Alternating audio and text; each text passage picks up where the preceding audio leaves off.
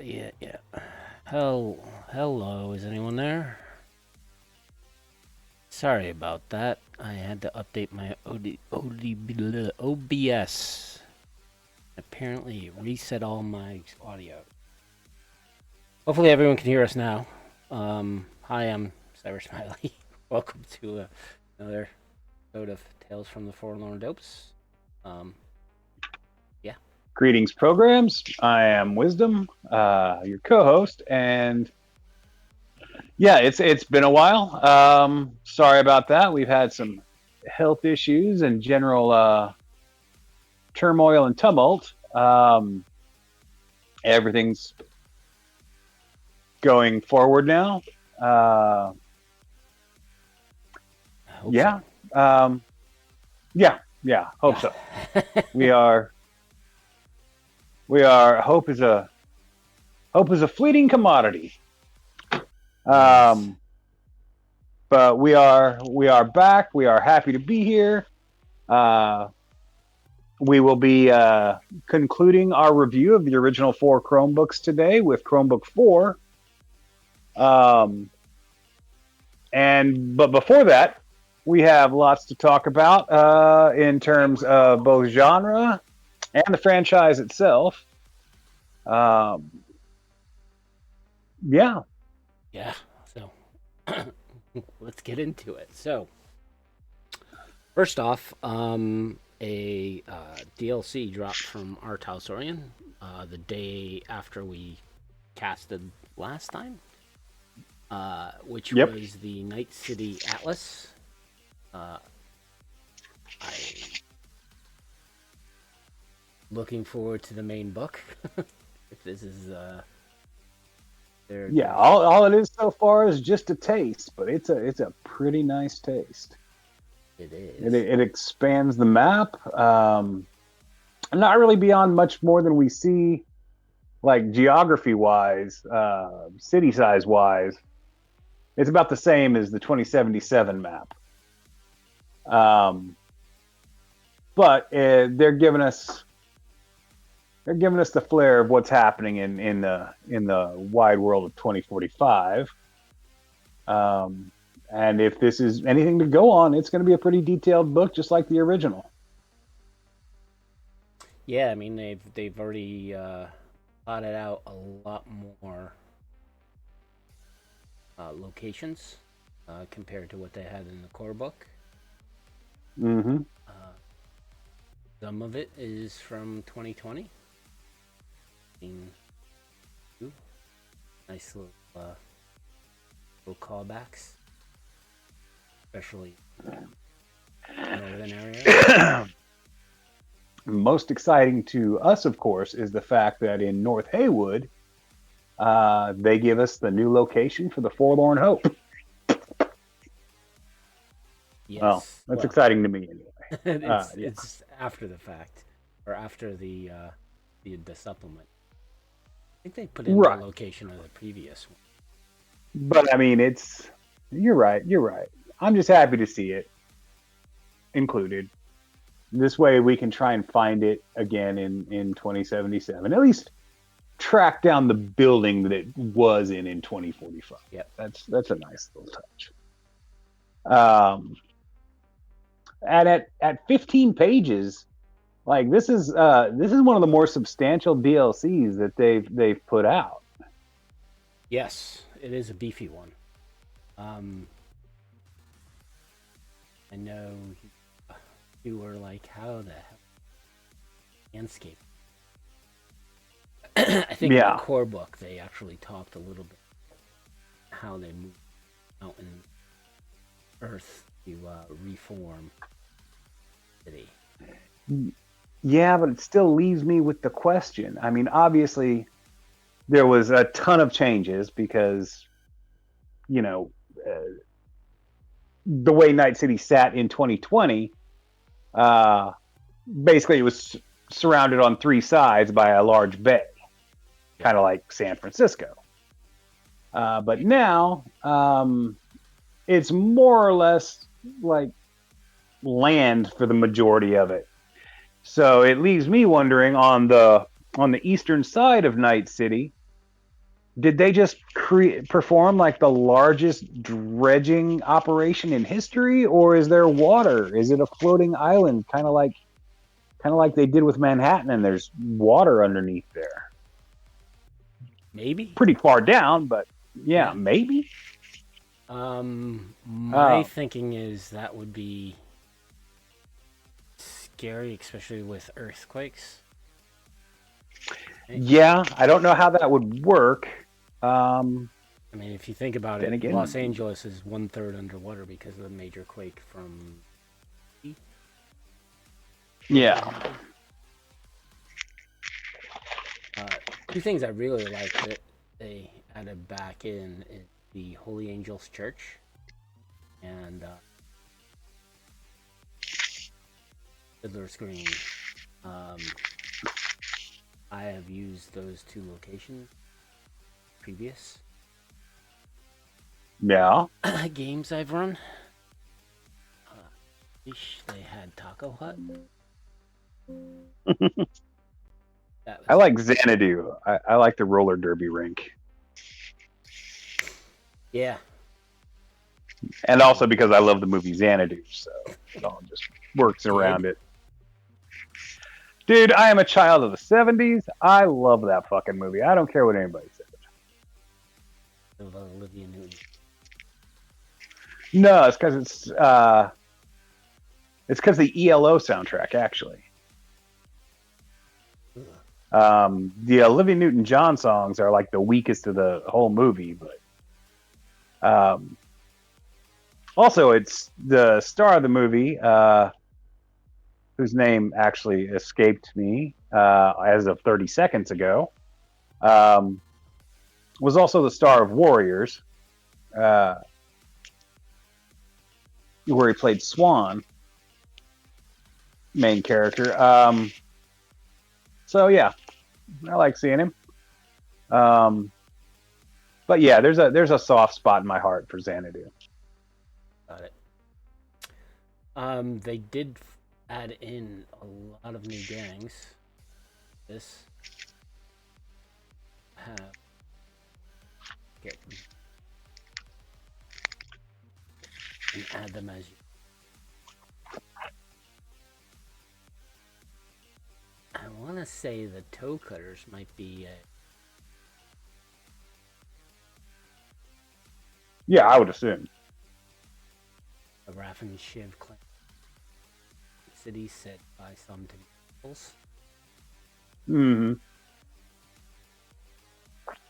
And what he's referencing for the younger people in the audience is Toe Cutter was the name of the leader of the biker gang in the original Mad Max. Hugh Keith Byrne played him, who also, oddly enough, played Immortan Joe in Fury Road. Yep. Night Stalker and the Cutter. Knight Rider and Toe Rider. Cutter. Great movie. Great Yes, movie. yeah. Johnny the Boy. And Night Stalker was someone completely. And I believe he might have been a cannibal. Anyways, the other DLC that was published was lots of logos for the corporations, and pretty big ass image files that you probably use in your various games, especially for the screen sheets that you want to generate. And No. I like that they also Or gear catalogs, anything like that. yeah. Corporate write-ups. And I like that they had the PDF to kind of go over quickly a little bit about each symbol and what it means. A lot of new corporations compared to 2020, which is understandable. Yeah, plus they include in addition to corporations, there's gangs and other organizations. And most of the logos look pretty good. They're full color. They're thought out. Some of them not so much. Some of them are pretty simple.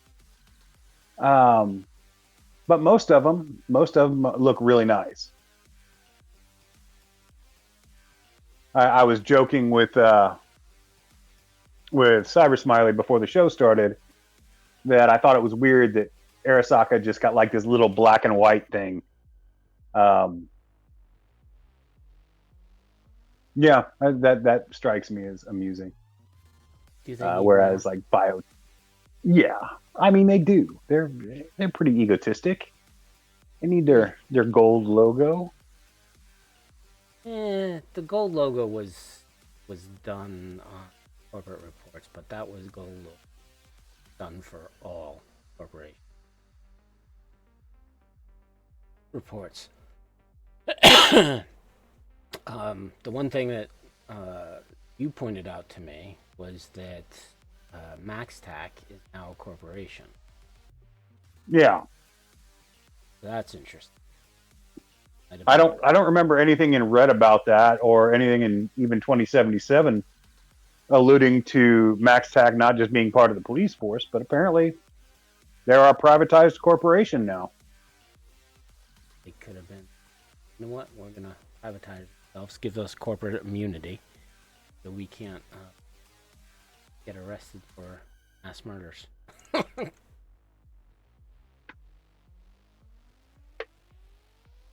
But yeah, definitely a nice little download. I wouldn't be surprised if this is going to be integrated in Sourcebook. I really like the Metacore logo. We've never seen that before, and it's cool. I like the scorpion.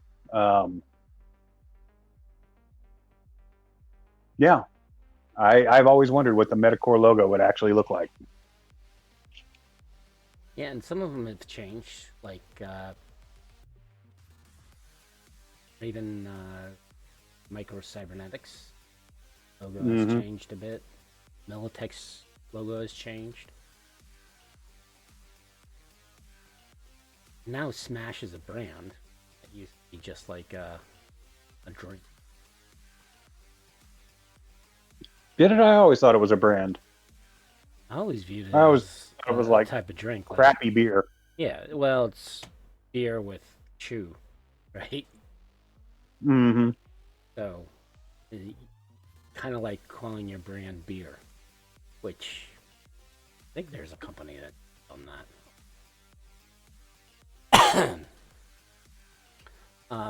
It would have been nice to see a little more gang tags. All they did was gangs are from Combat Zone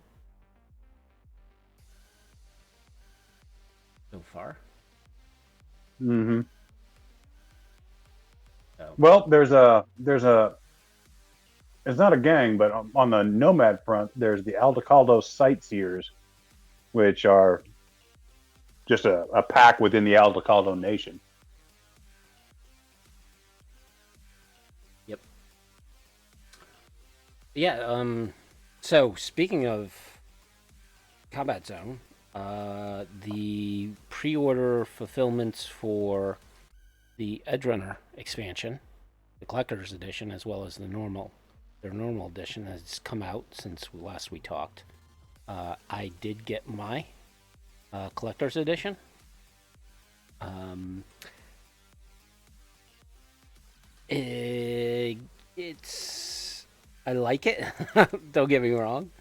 Uh, I would have liked to have seen different sculpts for the Arasakas, um, for the white division, but understandably, it's you know the costs have larger costs to do more sculpts um, to get it done, but the figures are pretty good. I mean, it seems like they're using a new type of resin now compared to the Combat Zone, at least Combat Zone Kickstarter that I originally purchased. So it is definitely a different resin for the miniatures, but the sculpts are excellent. Better or worse? Don't know yet. So I finally started painting up or at least priming my miniatures I got from the Kickstarter. I had two issues, actually three issues with some of them as I was priming them up, in that three of them were kind of brittle. So after mounting them, their feet broke, which, with these sculpts, some of the models have very, very thin legs. So that is understandable. And then I had a buttstock fall off as well. Just snapped right off. So again, it could have been the cast, it could have been a lot of things, right? So, but these new models definitely have a different type of resin. I'm not going to test the limits as it was on them, but they are good quality. So even though they reprinted the Arasaka models, they are a little more crisper, I think, from the previous ones, and they were also redone a little. So there was some tweaking done. The Moment miniature, I think, is probably... So these miniatures are originally 30-32 is for the base Combat Zone. I think the Moment is 40 millimeter size, so it is a little bigger than the other miniatures. But I am looking forward to getting that thing. Not sure exactly how. I know Angelo... I'm going to butcher it. Oh, sorry. Angel Garaldes, who is a miniature painter for Vallejo. He does some incredible work. If you want, go check out his channel. You have the option to listen to him in his native Spanish, or you can watch with the subtitles or voiceover of the person who actually is doing it. And he is a stellar. He makes it look so easy. But then again, he's got like $20 brushes, not $20 a piece brushes, if not more expensive brushes. Probably a top of the line airbrush. So he has a lot of the great equipment, but he's using Vallejo paints, which I'm using because I bought all the Cyberpunk acrylic paint sets that were published out. I really wanted those. man, I wanted them. Wasn't able to pick up any of them. There's some of them are still out there. But they're like mid-30s to $40. That's if you do find them. Do not go to Amazon. There's much better mom and pop shops that have them that you can get them from. So, yeah, so I primed up all my Combat Zone stuff and going to be painting that because I've just finished up my edgerunner sets that I got before Combat Zone was even a thing. So that's taken a while. I think I got those minis back in 2020, 2021. Yeah, when it was just Yeah. Monster Fight Club putting out individual minis. Well, not individual, but small package. The rule set, the rule set is pretty much the same, just different new graphics, a little more explaining of some of the rules from the original Combat Zone base set. You get a new map or board that you can put on, as well as new terrain, which is nice. So the cheaper version of it, which you don't get the actual minis, it has the acrylic standees, which I think are a good substitute, especially if you're, wanting a cheaper version. The good thing about the acrylic standees is you don't have to paint them, whereas if you get the actual figures, you have to paint them if you want them to look nice on your board. So there is a plus to getting the acrylic standees. They also introduced universal gear cards, so now you're not limited, or you're not limited by what gear cards come with your particular gang.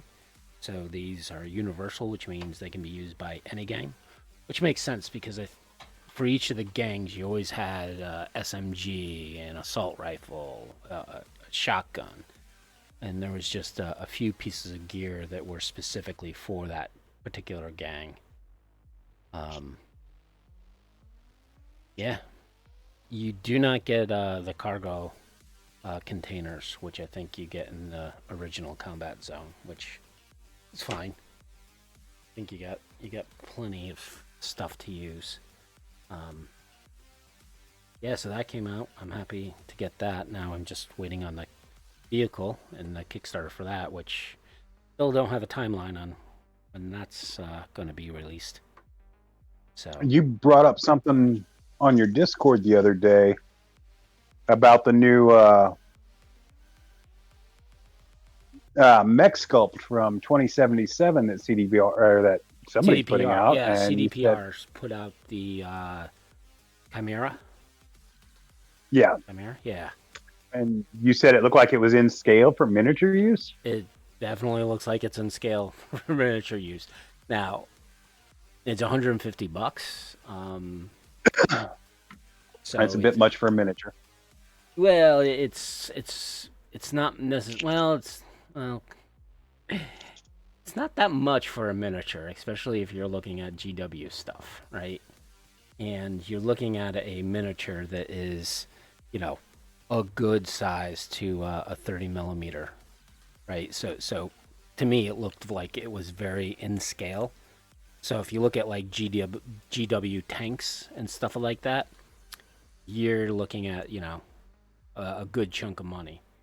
The benefit of buying that from CDPR is it's already painted, so you don't even have to paint the thing.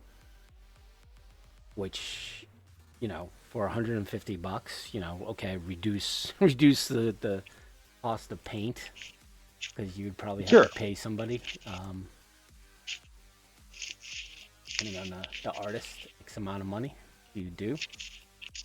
But yeah, could just plop that down and use that in adventures. I don't know if the vehicle Kickstarter would cover things of that nature of like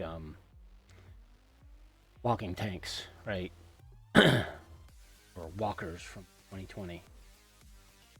But you can kind of fudge the rules and make up your own. Which Very true. Very true. I kind of want to do for the Night City or the Gangs of Night City miniatures. So that set has all the 2077 miniatures, which are in scale with Monster Fight Club's miniatures. So you could conceivably create each of the characters in Combat Zone. Granted, they're not. I don't think Monster Fight Club will push out anything that is for that game because it's another person's licensed property. Even though the full license goes up to CDPR. But we'll see. I got a lot of painting to do. Also, I'm going to be heading to Adepticon next month. So I'm going to be playing in a Combat Zone tournament. That's going to be fun. Nice. I'm going to get to talk to some of my Monster Fight Club people. Find out any news of what they're doing. Because they've already had 3 new gangs. I'm going to try to ask if they can get boys set up. Or at least the Philharmonic Vampires. That would be a cool gang to play. Yeah. They do have bozos. But yeah, can't have one without the other. Yeah, so that's Monster Fight Club stuff. About Oriion's DLCs, go off and download them. Supposedly Psycho Squad 1 out, or I don't is.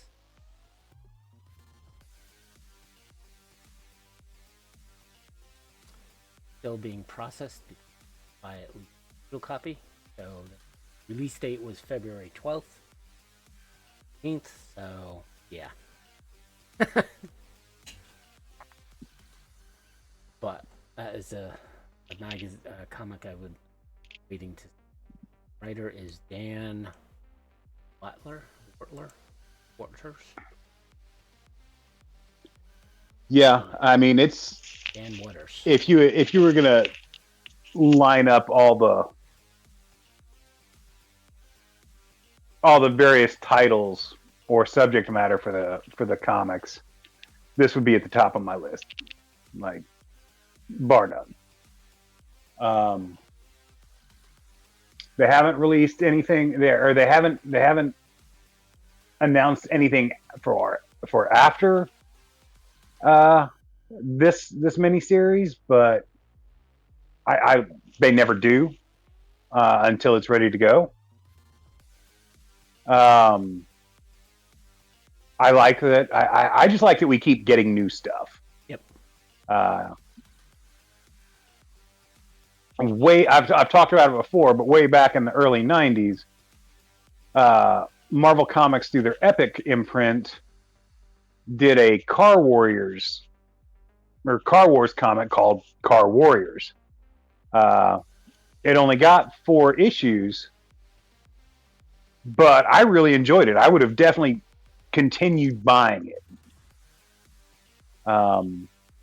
Meanwhile, of course, Dungeons and Dragons those comics have been put out by a dozen different companies at this point, and some of them have lasted just a couple of issues, while others went hundreds. Like DC Comics run with Dungeons and Dragons lasted forever. Yeah, so I've seen on Reddit a comic called Cyberpunk. Supposedly it's a German comic that came out back in '99. It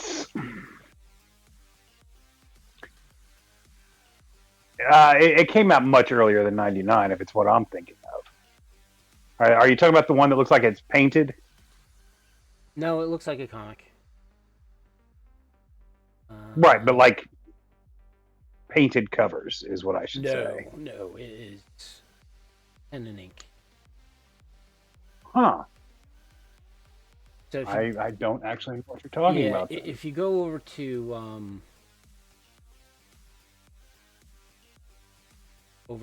the Cyberpunk Red Reddit,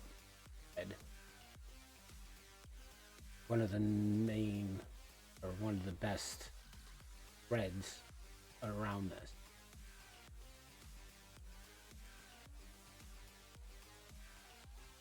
Supposedly it's from Europe. Now in what year was it?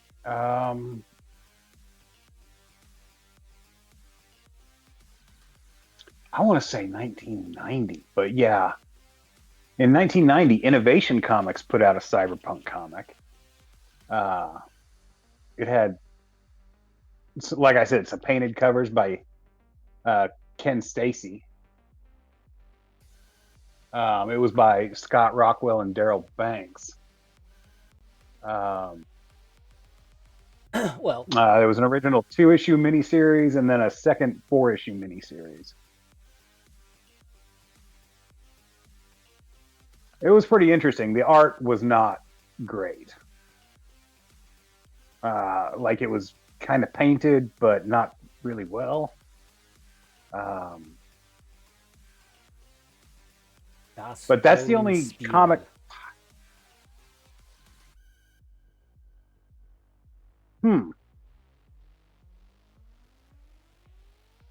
Apparently, but it's only a 2-issue. Bro, sure it's gonna go up. Once people find out about it, especially if 2077 players find out about it, then it becomes very cool.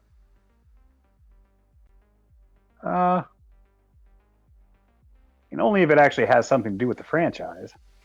Correct. So there's a manga, I believe that's out in Japan, that is the prequel to the Edgerunners series. Well, that's new to me, and I have my finger on that pulse, and I hadn't heard anything about that. Tell me more. So yeah, you scooped me, buddy. Again, for Reddit finds, the Cyberpunk game.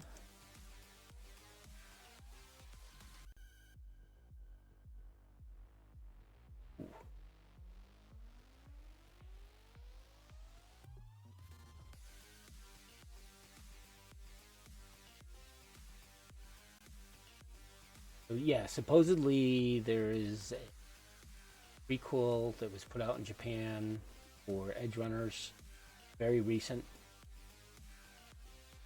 It has not been pushed out countries, as far as I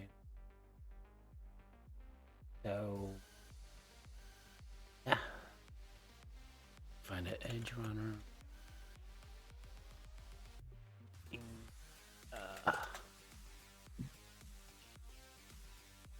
Edgerunner receives a manga prequel. This is from December. Yeah, that's exciting news. I will very much keep my eye open for that, so we can talk about it next episode. But I think it's already. That sounds very cool. Manga. Well, it might be out, but I haven't seen it, so I can't talk about it.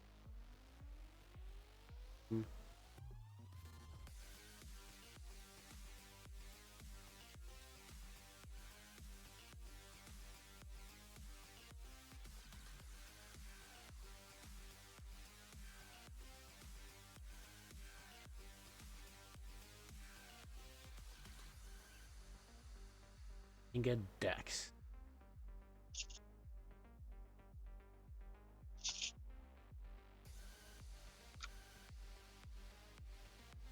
Must see for the whole world, the prequel to Cyberpunk. Here, the original. Siblings Pilar and Rebecca has begun. Story of siblings who have run across Night City to make a name for them. Well, that sounds fucking awesome.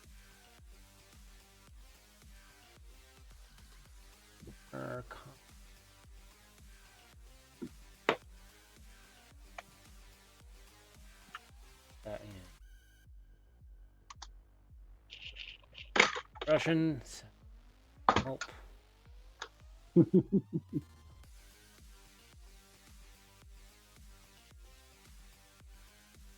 Yeah, mangadex.org. Yeah.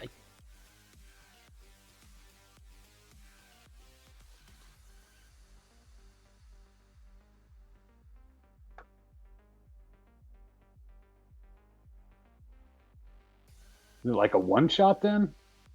I don't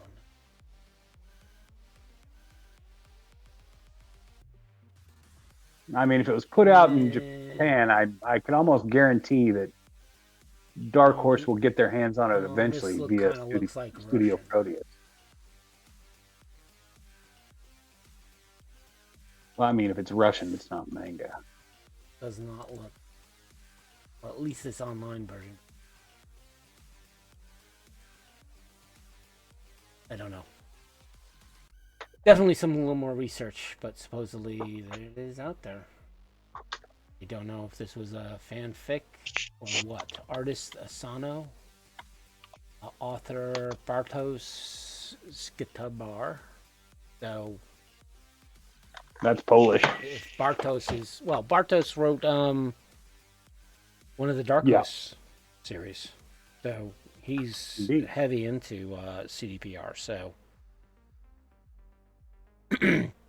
this is probably legit.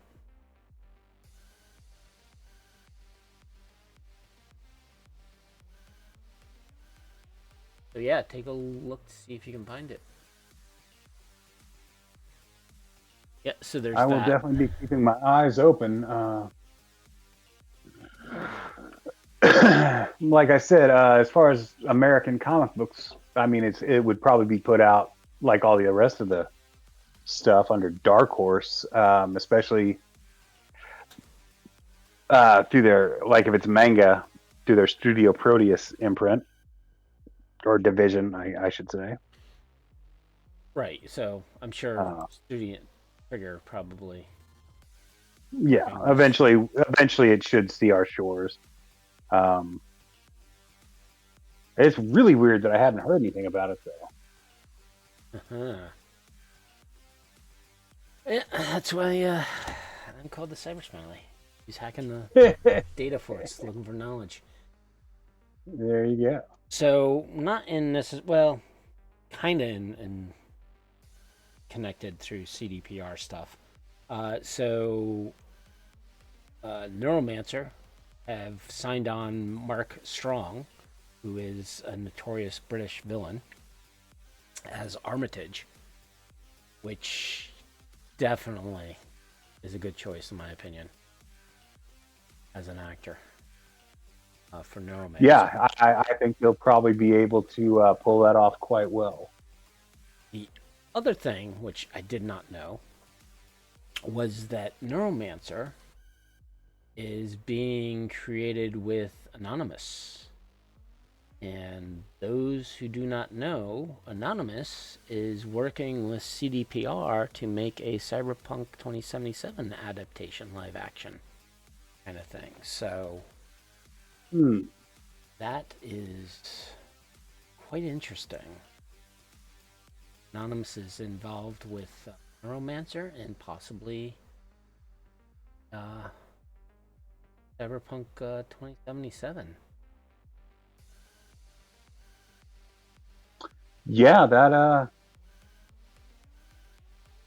sounds pretty bitchin'.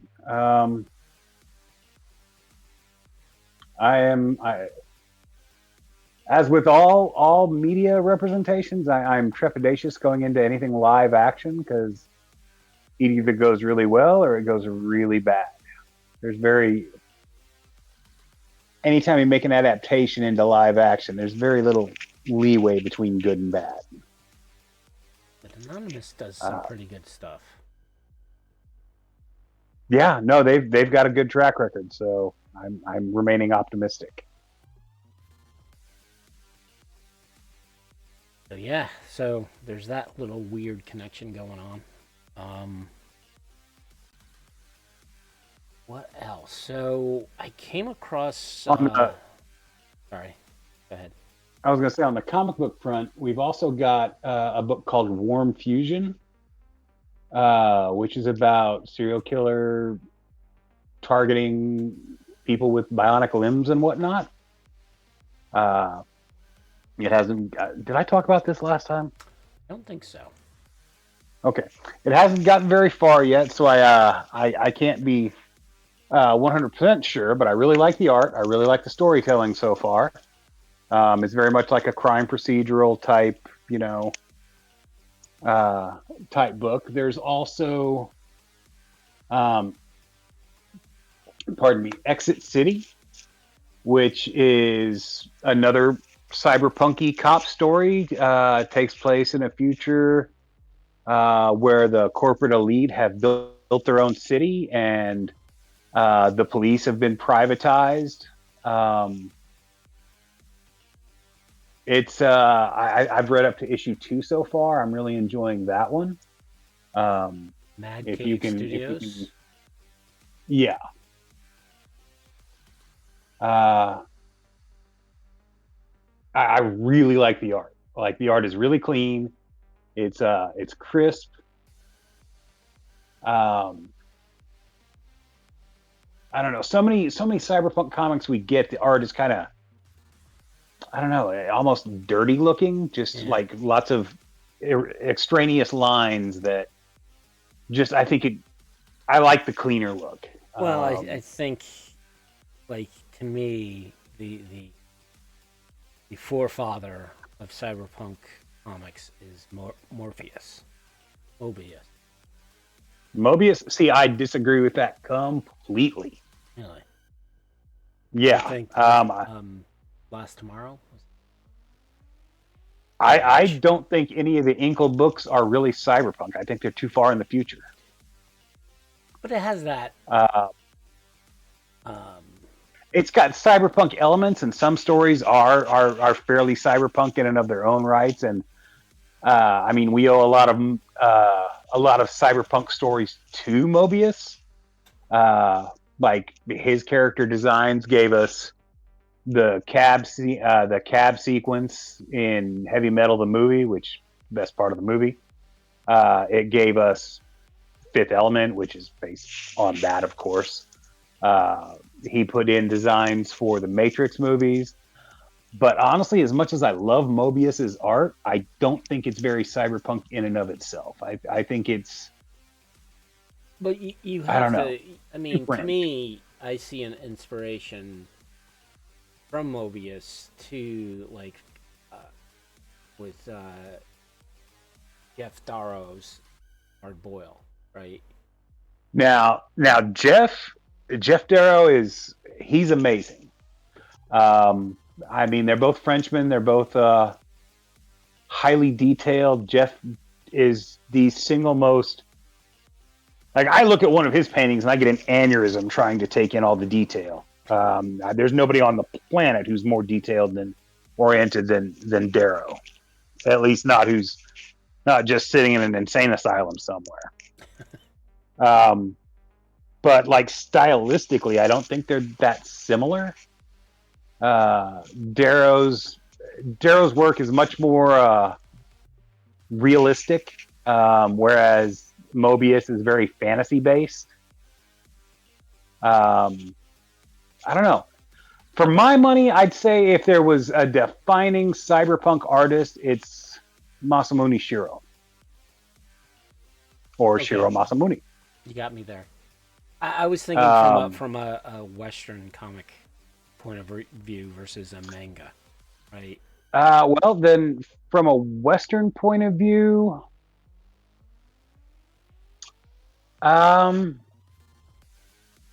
I want to say the first cyberpunk noir, like a cyberpunkish comic I ever read, uh, was oh, what's the guy's name? Generation Zero, Rebel. It's gonna Pepe Moreno. That's his name. Pepe Moreno was the definitive like near future like proto cyberpunk in the way that Blade Runner is proto cyberpunk. I would give it to him.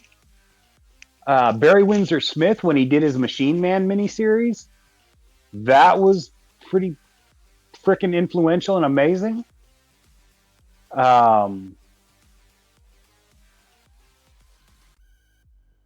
don't know. I do have to give Mobius credit because he was doing it so very early. But like I said, the Inkle, while it keeps getting lumped in with Cyberpunk, it's really far future. I'll give you that, but I mean, if you like flying dinosaurs and shit like that, like it's not really Cyberpunk. well, you know, I mean, a lot of that stuff was written towards heavy metal, right? And heavy metal was kind of pushing a aesthetic that I mean, really Mobius wasn't pretty much seen. carried heavy metal for the first 10 years. Yeah. And yeah, that's pure European sensibilities. But again, it's not really Cyberpunk. Pepe Moreno was in those same issues of heavy metal. And like I said, I think his style and his works were far more on point. But neither of them like actually did any of the. There was no hacking at the time.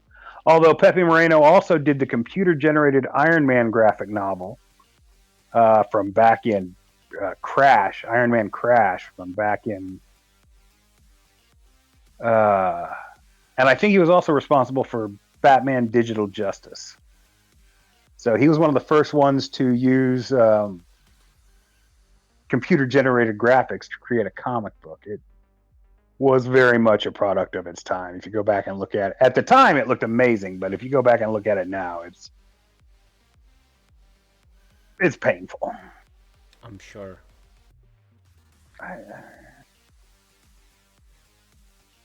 But yeah, Generation Zero, that was super badass, and Rebel was basically a comic book about the combat zone. Yeah, no, for my money, if we're talking about Western art and it's cyberpunk origins, I got to give it to Pepe. All right. Duly noted. Oh, and Mark Texiera, I got to give it to him as well. After Crisis on Infinite Earths, the big DC event that shook everything up, a comic called Jonah Hex, which was about a Western bounty hunter, like Old West, I remember Jonah ended. Hex. And the character got flung into the future, and the relaunched under the title of just Hex, and it started out as being like a Mad Max type thing, but as the comic went on, he would go to cities and stuff like that, and it became a very cyberpunk comic, like a mix of cyberpunk and Mad Max, which fits right in with 2020, of course. But that was pretty early and pretty influential. There were cybernetics galore in it. Yeah, Mark Texiera did the first dozen or so issues. And it stayed good up until the very end when Keith Giffen took over the art duties. And as much as I love Keith Giffen as a writer, not to speak ill of the dead, God bless Keith Giffen. He's one of my favorite writers of all time. I never cared for his art all that much unless he was doing Ambush Bug.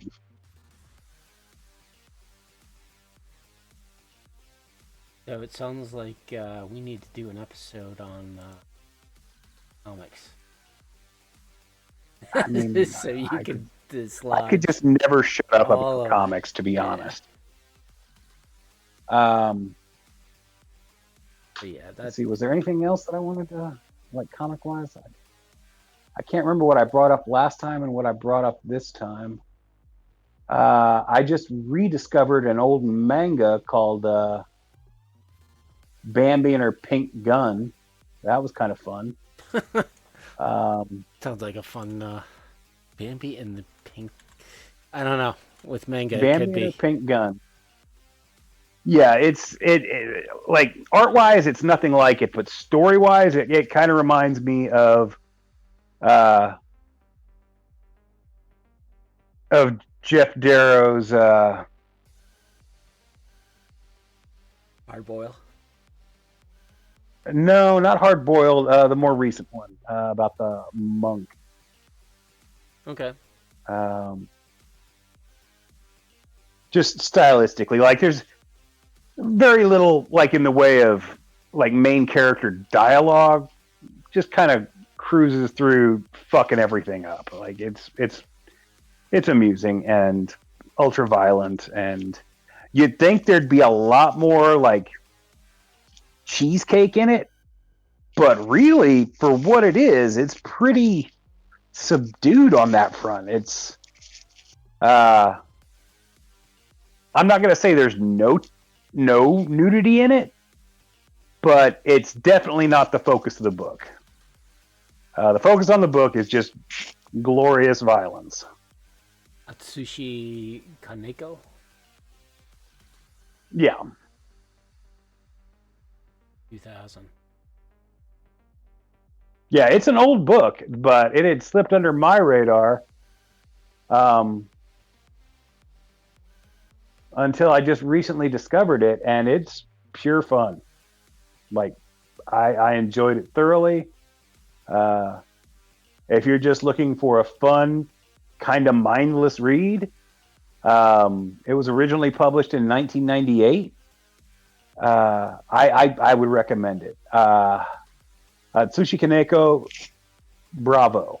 Got to give it to you. 3.5 stars on Goodreads.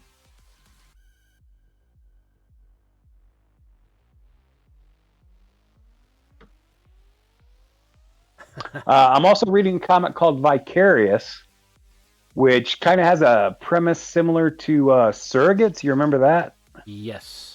With Bruce They Willis. made a Bruce. Yep. Yeah, they made him. It was originally a comic, but then it got turned into a movie with Bruce Willis. It's kind of like that. You rent people's. The premise of the comic is you rent people's bodies, and like you don't control the body, but basically you just hitchhike in their brain, and you can tell them to go punch that dude in the face or whatever. And the like stars of this world are kind of like high popularity prostitutes. I like the art for it. It's written by Ryan Perot and illustrated by Eleonora Carlini. And who puts it out? Boom Studios put it out. I couldn't remember if it was Boom or Image. But yeah, it's a very interesting take on identity. Okay. And like social media taken to the nth degree, where you're basically promoting your body, not your soul, not anything personality, but just your body as your social media platform. It's a very interesting read. I recommend that as well. I'm generally not going to talk about comics that I don't recommend on here, so if you think I'm just being too positive, that's why. Definitely. Unlike movies where we'll talk about whatever good or bad comes down the pipe. True. Yeah, so came across a series on Freevee, Freevee, Freebie? yeah, called Welcome to Paradox. Um, so it's kind of like a sci-fi Twilight Zone type of thing that was put out in the late '90s by a Canada network. Exactly which network it is. I'm 2 episodes in. Has a total of 13. So the first two was one was kind of like you were saying with why did that name just dump out of my head? Not simulacrum. Substitute? No. Oh, surrogates. Surrogates, yeah, right. So they find a candidate who will be able to put their mind in another body, right? So so that was the first episode. Not going to spoil any details on that. The second one was a very interesting one about a guy who generates a AI that a criminal kind of uses to do some religious things, crimes, which was interesting. And so those are the first 2 episodes. I'm going to continue watching it, but it's definitely seems like a near future type of series. Maybe I need to check that out because I swear in I'd say probably around 2000, but sometime between 2008 and 2010. I was sick. I was flipping through channels one night and I came across something that very much felt like it was definitely near future. It like very shadowed, very noirish feeling, giving me cyberpunk vibes like crazy, and I passed out before I could get the name of it. Right. Yeah. And I have been looking for that ever since. So that might be what I thought I saw. So, oh, it was from Sci-Fi. So it's it's an early or late '90s Sci-Fi Channel series from Canada. So don't expect quality from the acting or from the special effects. So, but Well, I mean, I definitely we're science fiction fans. Exactly. We can accept low quality. If we've got 50 years of half the fandom loving Doctor Who, we can accept anything. Right. So I'm working my way through it. The only reason why I'm going a little slow is because of the quality, right? So it doesn't grab me with the acting. But the two stories are definitely good. The second story was actually based off of Alan Dean Foster's short story. So I've never read the original story, but I know who Alan Dean Foster is. So I was like, the story or the show I'm talking about, it was definitely like, I want to say it was organized crime, but it could have just been like, well, this a this dealer series, of some type. Yeah, this series is each episode is a different story. Sure, I get Like that. they're all near future type of thing. So if you come across one that's very noir, very kind of gives off like organized crime, very takes place in the shadows type of episode, let me know, because I've been looking for that thing for a decade and a half now. Because I remember there was Total Recall 20 something or other. It wasn't Total Recall 2077, although I loved that show. Yeah, I've been trying to find that thing and watch them. I only saw one episode. Yeah.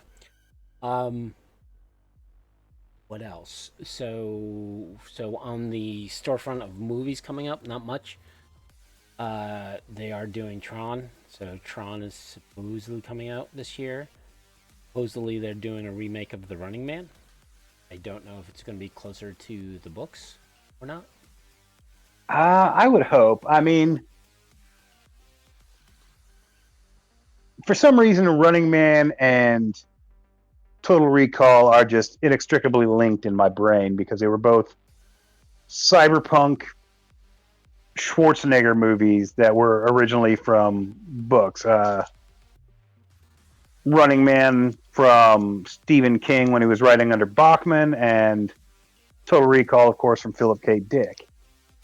So I really enjoyed the remake with Colin Farrell of Total Recall, and I'm really looking forward to a Running Man remake. Like the book is so different from the movie that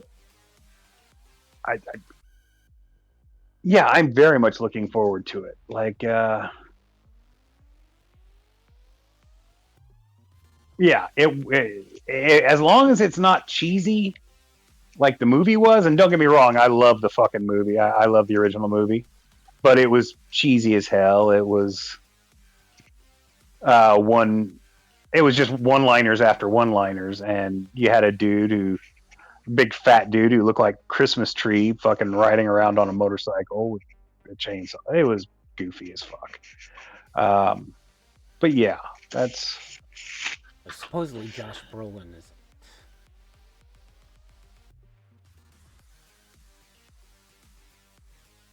Oh, we like Josh Brolin. Yeah. Again, there's the Electric State, which is supposed to be coming out soon.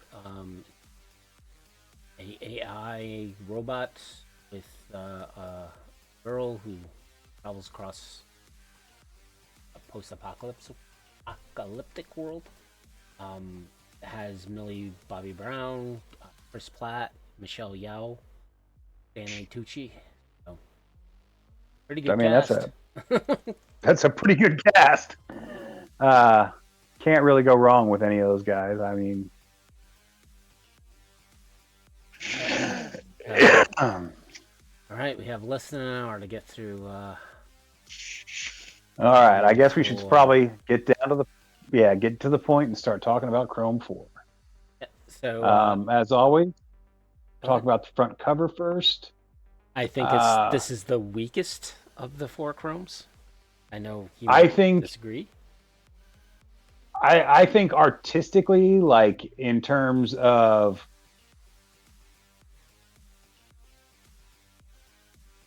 in terms of actual like artistic talent. Not to say this guy isn't talented, but I think compared to the other ones, this is probably the weakest. Like something about her head looks weird, and the way her hair lays over. Her face just doesn't look right to me. Her whole pose just looks off to me. Yeah. Her oversized hand. I don't know how she would like accomplish anything with that hand. I do like the fact that the handlebar on the motorcycle is like twice the size that it should be to, I guess, make up for her giant freaking hand.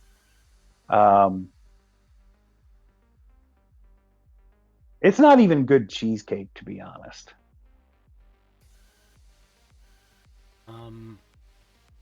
Like the way her torso is bending, it doesn't look right, like anatomy wise. You're right. I don't care for this cover at all. Yeah. So, and granted, this was in the last days of Altar Saurians before they went on hiatus. So, I think the company was kind of winding down. When was this put out? Was this Mike Ebert? And I don't 96. I don't know that Mike Ebert ever did anything else. Yeah, but 96. I thought this came out later. Like, towards. No. We got the Chromebook came out. Chromebook 4, 96. It came out before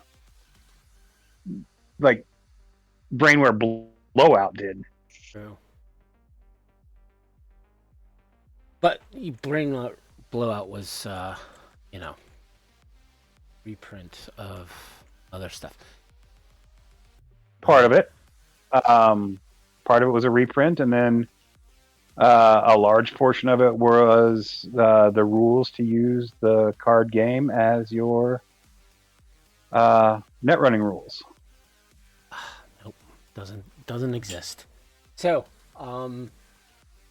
in this book, there is a official website for R. Talsorian at best.com.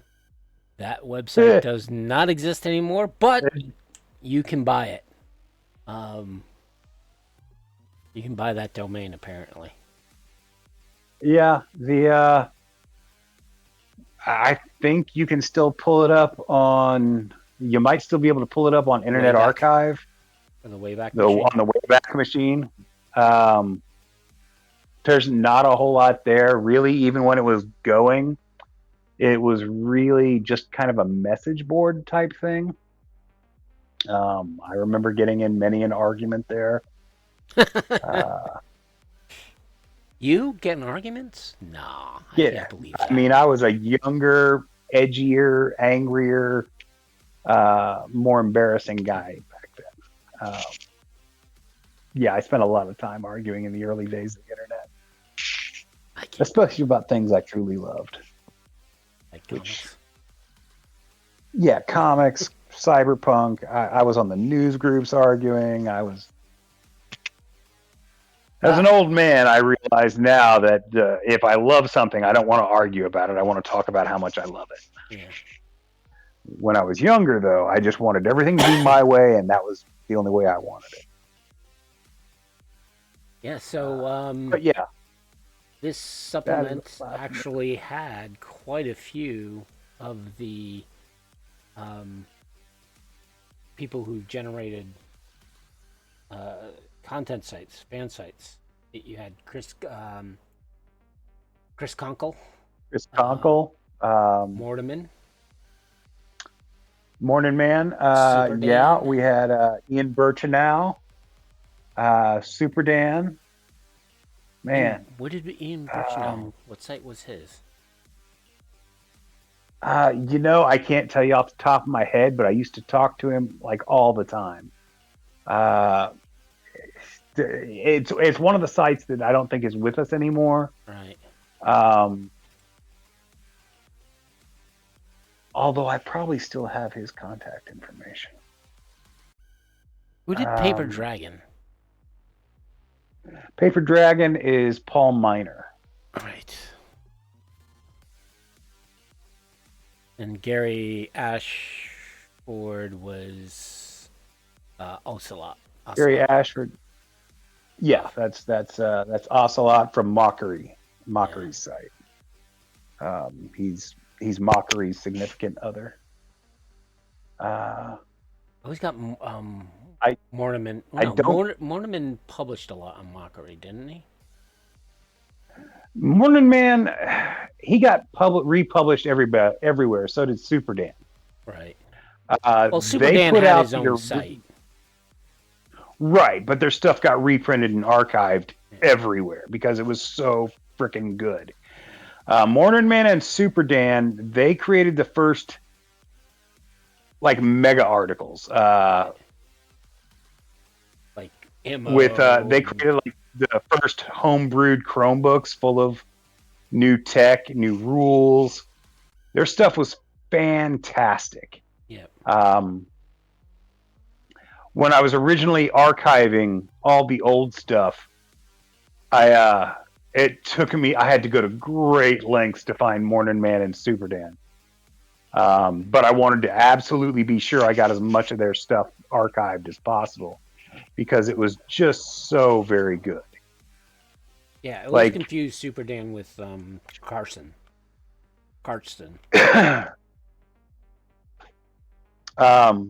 Karsten's very good. His internet archive was badass. He hosted a lot of that stuff.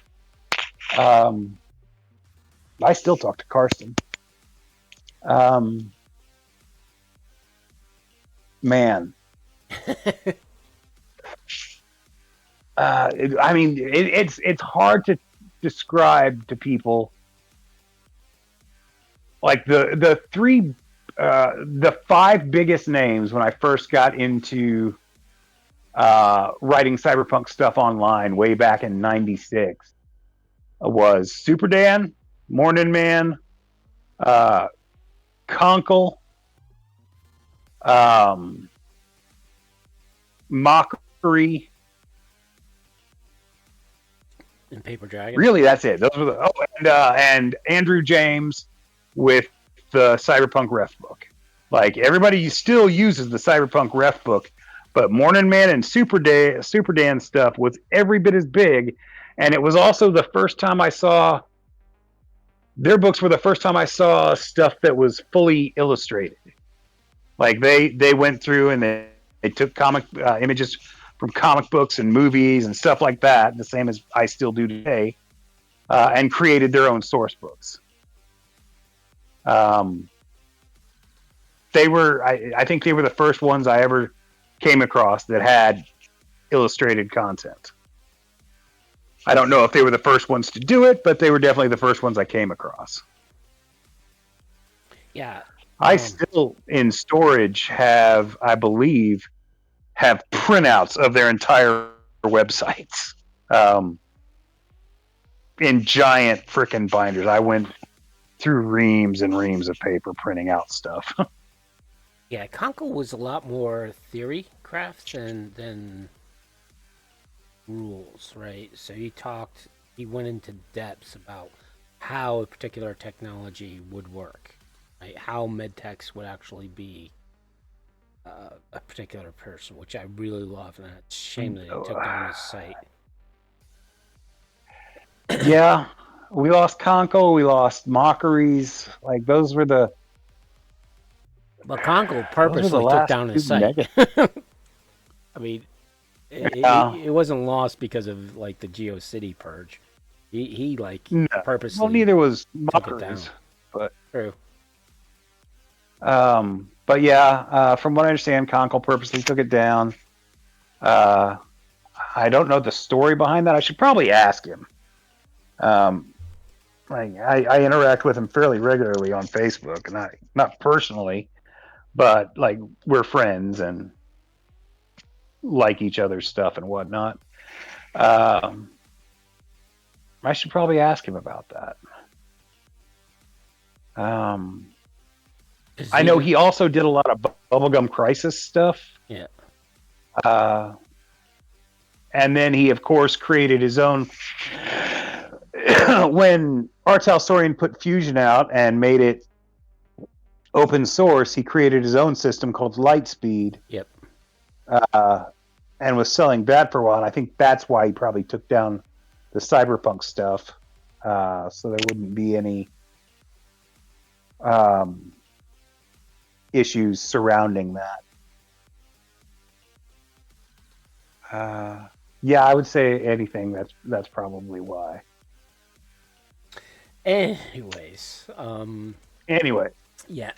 This book was the first time you saw people from the net being given. The first time I ever saw people from the net being given professional recognition. Yep. Official recognition, especially from the Art Talsorian crew. It's what gave me hope for decades that never came to fruition. But yeah, it mentions Tony Rock Burchell. I don't know who that is. Yeah, I don't know who that is either. I mean, he could have been a person who submitted it, like Colin Tipton. Or Steve Sabrum. I don't know those guys. Robin Ackner they could have just Gray, I'm sure is somebody who wants, who David, I'm sure, wouldn't mind forgetting.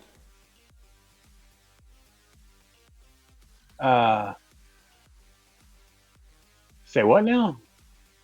So Robin Ackerman Gray, right? Ackerman, yeah. David Ackerman Gray. So this, again, if you remember when I talk with him, I'm like, why are you listed as Ackerman Gray on some of the contributions? He's like, oh, I took my ex-wife's name. I've changed that. Yeah. Yeah, that's So I assume Robin is his ex. one would absolutely assume that. I had forgotten about that conversation, but now that Yeah. I don't know who Stephen Easdale is, but the rest of the contributors are mostly people we're familiar with. Most of them we've had on the show: David, Ross, Benjamin, um, Craig. uh, Craig Sheely, of course. Uh, we need to get Mark Schumann on here. I don't know. Like I said, I don't know who Mike Ebert is. I don't think he ever worked on anything else. I think this was the only cover he ever did for him. There's a lot of people we Although, need to get on here. wait, did he do the cover for Maximum Metal? That's gonna eat at me now. Give me just one moment. Anyways, we don't have too much time. You're 'Cause I right. You're think right. we I've have wasted enough. 40 minutes to get through this thing. So, He did do Crow. the cover for Maximum Metal. Right. So this No, book. this is the wrong book. So this book, I think, Wrong is page. the smallest one. Maybe Chrome 1 might be smaller. Don't think so. So this is booked in at around 77 pages. So yes, it is the smallest of the Chromebooks.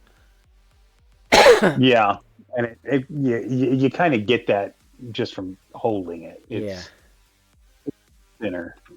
I think that's why I And felt no, like it it was Alan was Okamoto who did Maximum Metal. right. So I think this was kind of like the slowdown of content that was coming out. Oh, definitely.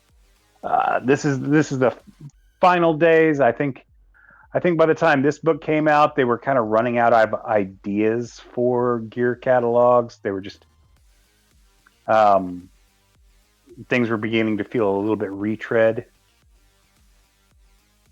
So this book actually has a substantial amount of And putting forth the money cyberware. to make a book of stuff. You only want to do so many fucking different cars or different Yep. guns, or not that there's any guns in this, different powered armors, because each one of those, like, that costs money to include in the book, and there's only so different they're going to be. Right. Whereas with the website, I can put out hundreds of this stuff, and just each one will feel different enough that it'll be worth it in my eyes to put it out there because it's not costing me anything. Yep. And this book also has one of the most controversial sections in it, and we'll get to it when we get to that Yeah, particular section. But it is very cyberware heavy. There is quite a yeah. few stuff. Cyber. This is like the big hurrah for cyber style. Yeah. Um, and that ties into that section later in the book. Uh, like, the cybernetics in this book just aren't as utilitarian as in the other Chromebooks. They are far more geared towards aesthetics and just making your character unique without necessarily providing any advantage or disadvantage. I would disagree with that. But I mean, some of them, yeah, of course. But When you got into the so this particular book actually separates out cyberware and chipware to versus bioware and nanotech, right? So one of the misconceptions I think a lot of cyberpunk referees when they first get into the lore of it is that the inquisitors are all anti anything to do with cybernetics, whereas there's been passages in I think one or two sources in which they have no problem with nanotech and bioware. They have a problem when it comes to Chrome and cyberware. yeah, So they have a problem when it comes to limb and organ replacement. yeah, so Or yeah, So this section allows you to actually flesh out a quote unquote borged up um, inquisitor, right? And it provides a lot of ammunition per se for like your Euro solo, who does typically provide rely more on Bioware and nanotech than the American counterpart, like Yeah, style over substance. They want to pass for as human as possible,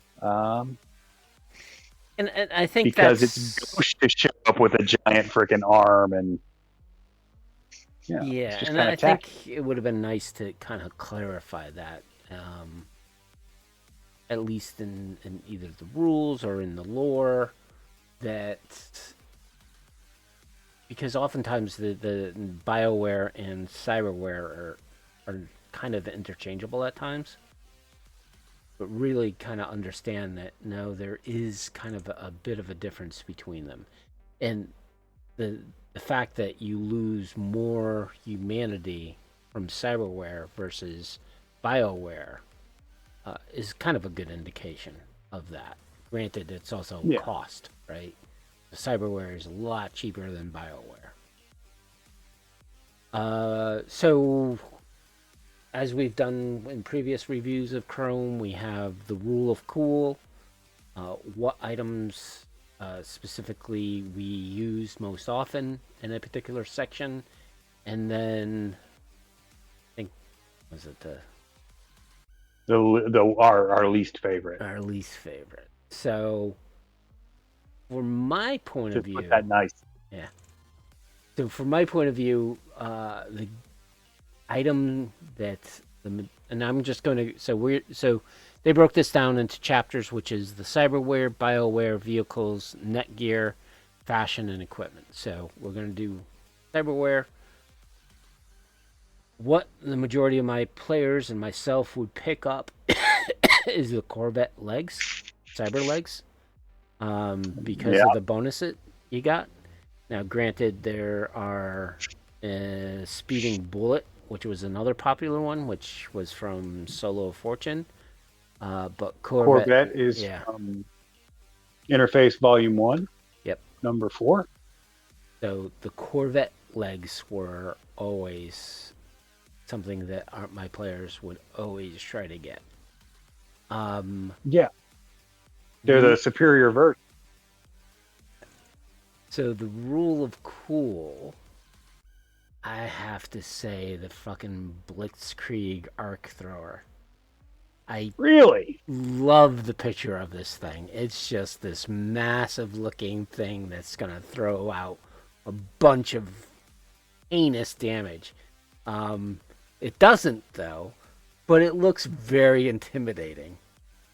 Um, for what it looks like, because I could just when I look at the image of this thing, I can just picture like and I've never used that on my players, but just like you see out of the various prongs at the end of this arm starting to glow and forming this arc ball of electricity as the cyber psycho approaches you looking to lunge and punch you. What do you do?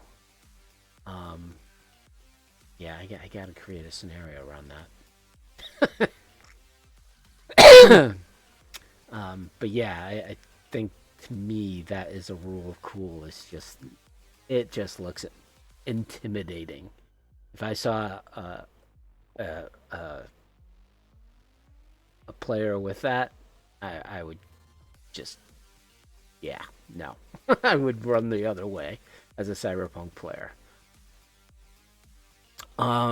As for the least used, I would say new teeth.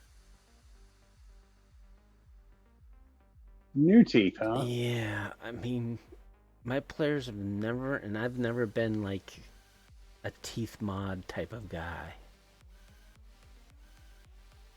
All the I other mean, they've never had cyberware, their teeth just knocked out before. I have not knocked out players' teeth yet. Though that should Oh be man. Yeah, I mean, a lot of I my had a player players once are. take a baseball bat to his jaw, and yeah, Yeah, yeah, he was. see, that's the problem when you're dealing with like crit hits. Like I would think it maybe come up with some type of system in which you have to replace something because you lost something. Hey. But yeah, I've never. And the problem with crit hits, like if this takes your eye and this other stuff, I've had too much pushback from players from various game systems. Just if I decide to like give them a wound, like a permanent wound, they just fly off the handle of like, you destroyed my character. What Oh, do you do? yeah, You took my I don't put eye. up with What that the in hell? Cyberpunk. I You can't take the believe you wounds did you get. this. Yeah. I get that. Um, That's the whole point of Cyberpunk is that you got to start replacing stuff. yeah, but if the system doesn't provide it, like ice, right? Iron Crown. I don't remember the I last mean, name but of it it, does but provide it. If you take certain points of a certain amount of damage to a location, it's yeah, destroyed. true. Um, but that's is it one hit or more? But yeah, I agree with that. But like for example, taking an eye or busting out their teeth, if you take more than 8 points of damage, you're not gonna get a.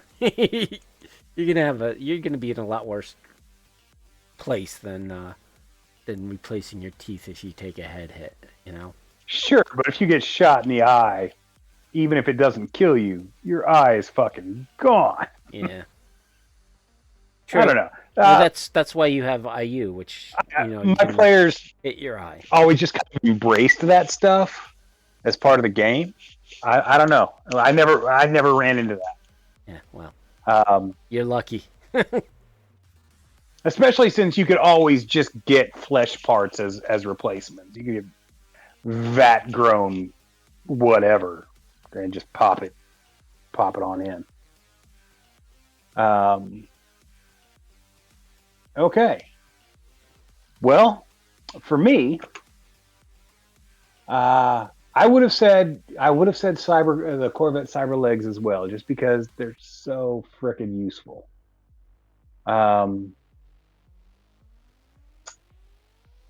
Beyond that, I think I'm gonna have to go with. It'll be a toss up between the new Cyber Fingers, um, because I just love options and quick change mounts for Cyber Bits, or the Cat's Paw Stealth Foot. Like I ran a lot of Proto Ninja, like a lot of the characters that my players played were Proto Ninja types who love their stealth, and the Cat's Paw Stealth Foot was a pretty effective option. And they kind of replicated it in 2077 as well. Yeah. Uh, Shame that you have to choose between that or running fast or jumping, and I don't know why anyone would ever take anything but jumping. Like you should be able to mix and match those things. Like maybe not all three, but at least two of them. Run fast and jump seems like they would work pretty well in tandem, like the There, same stuff. there's a mod that lets you do it, but Shut up with your mods. I don't want oh, to hear dude, I'm not even good. Yeah, well, there was a recent mod that I'm like, what the fuck with you people? This is not cyber porn; it's cyberpunk. Oh yeah, if you can mod it, that's always the first thing that appears is the nudity and weird sex and pervert mods that come out. Um, Rule of cool, I'm gonna go with the extra twist joint edition. Cybernetic, making yourself cybernetic double jointed, and your elbow can just spin on its own axis. That shit's awesome to me. I don't know why. I just in my head it's super cool. Especially if you have it on a full board who also can rotate their head. Yeah, yeah. That freaks out Suddenly players too. you're just a whirling dervish of craziness. Plus, nothing you can grapple anything at that point. Like, so yeah, the extra twist joint edition um, is my rule of cool. My least favorite, I was gonna say the Blitzkrieg arc thrower, but you picked that as your rule of cool. No, you can say that. That's your least favorite. That's fine. I mean, it is my least favorite. It's just so useless. Um, and I get that style is. Although So you think the new tech TV skin? You'd rather have I that think that's as an something implant. I would definitely have in real life. Like I could like things like that are style that I could definitely see people actually having, like your average schmuck on the street. Yeah, yeah, absolutely. I could see them having that.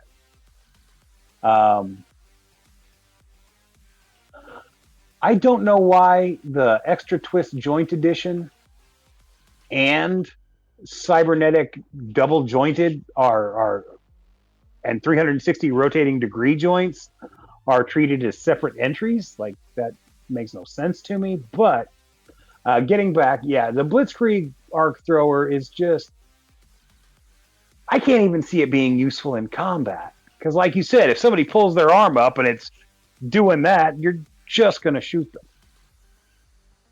them or run. Either way, it's I don't Dude, know. it's got a range It's of like 10 meters, so I guess I don't know. It looks neat. I get that. Um,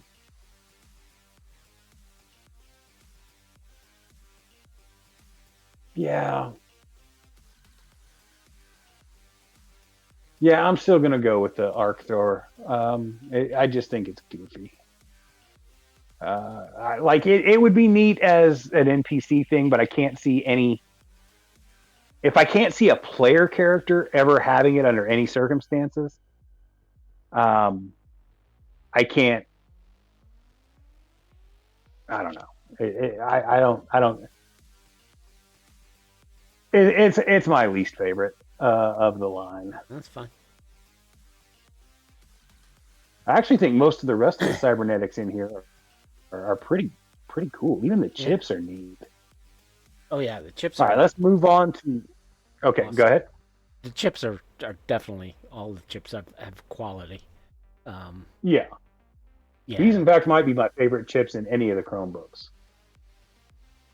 yeah, and that was the thing. Is like, oh, especially with chips, it's like, yeah, I could use this, I could use that, but only limited to my intelligence. How many I can actually stick in my head? So, Yeah. Whereas um, these chips, they don't even like they're not even trying to replicate skills. They're just some grooviness. yep. So next is BioWare, which I think this book is probably the largest section of it. So the biggest or the most used would have been the Donnerbauer Biotechnique circulatory sphincters. Quite a few people love that +2 to any stun shock roll.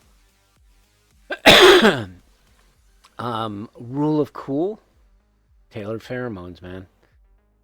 Yeah, that's a good one. Plenty of users use the love pheromone, just because they're adolescent boys. Yeah.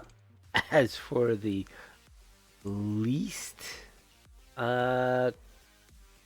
use, I'm gonna have to say the even though they're kind of cool, is that fleshlight implants for your eyes, in which would make your eyes glow.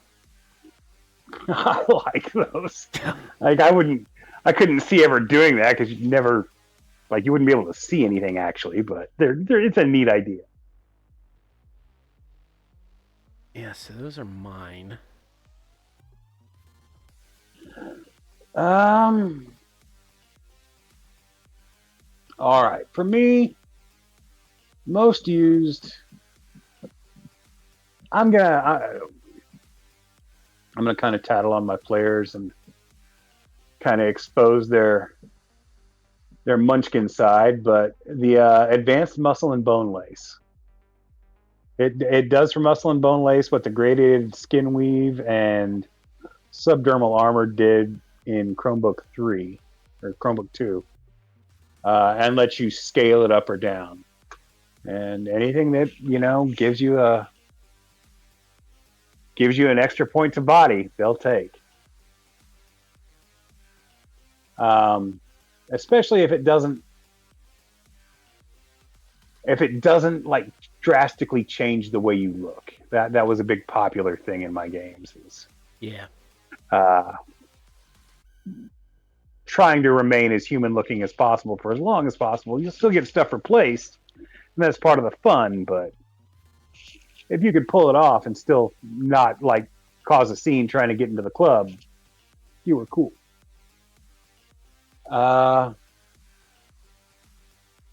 Rule of cool, I'd have to give to the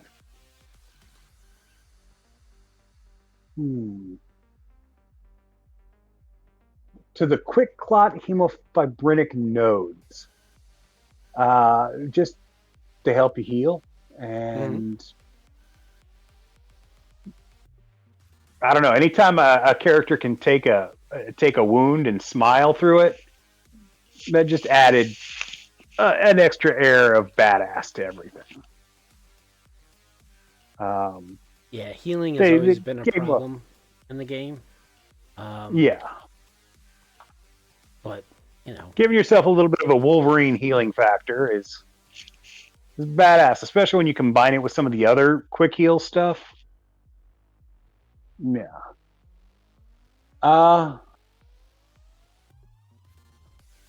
Least cool.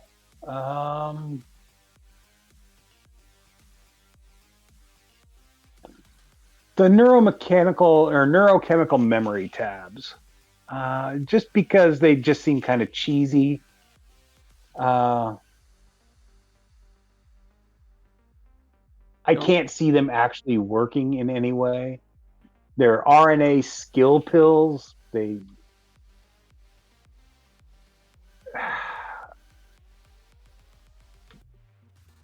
From what I can tell from the way it's written, which is it's not described all that well in the first place, but it basically gives your body muscle memory without actually doing any exercise, without training. Yep. As like a skill replacement or a skill booster. I don't see how that could ever work. I just think it's goofy. It's just one of those things I've never cared for. But yeah, those are my 3 for nanotech and Bioware. All right. Yeah, so definitely Chrome 4 has a great selection of Bioware. So next is vehicles. I'm gonna let you go first, so that way I don't ramble on. All right. Well, the most used is the Mac 2 Monster. It's the first like futuristic looking semi we get in any of the books. Plus, it was created by Chris Conkle.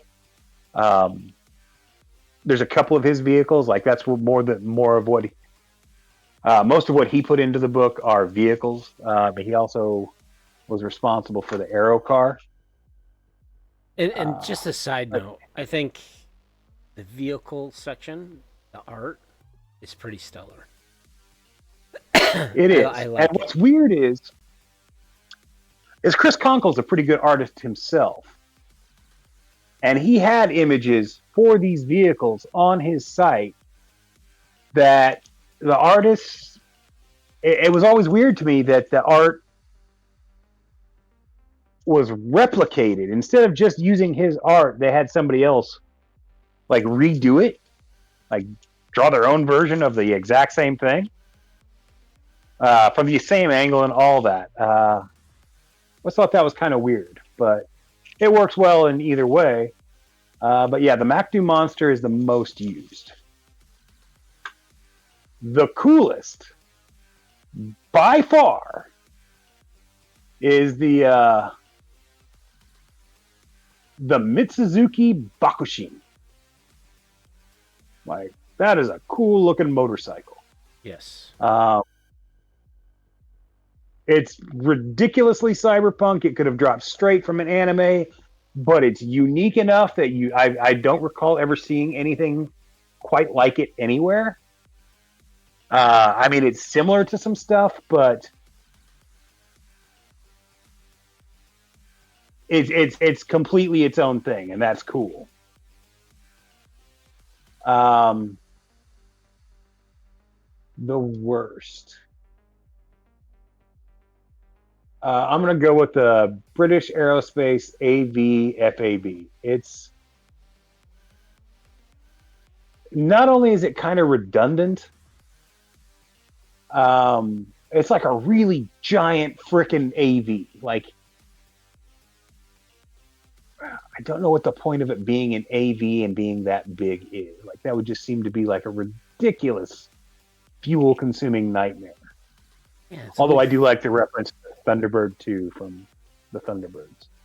It's only 4 passengers. Yeah, it's only 4 passengers. The art, it is by far, of all the vehicles in the book, it's the art that I like the least. I'm not going to say it's bad. It's just kind of bland in my eyes. Right. So yeah, those are my 3. So for me, the Bushi is probably the most popular vehicle.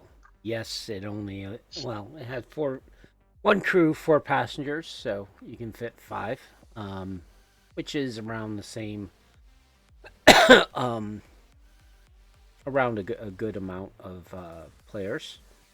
It's cheap at 27,000 EB. I think it's one of the cheaper vehicles out there, so it's kind of affordable. It's also very stylish. And it's very stylish. It's got that sports car look to it. I wish there was more images for for a lot of these vehicles. I know Chrome 2 was the definite pinnacle, but then again, art is expensive, so I get it. For rule of cool, the Interceptor.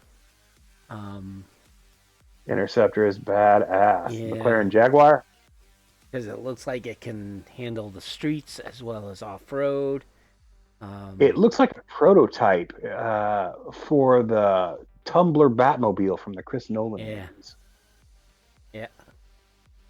This, I don't think it has off-road capability, but it looks like it should have off-road capability. Yeah, it definitely looks like it should. Like, it sits high enough. Yeah. Options include a 40mm grenade launcher, a 7.62mm machine gun, 12mm machine gun, 37mm LATG. Light anti-tank gun. So it's well armed. It definitely can take out the players. As for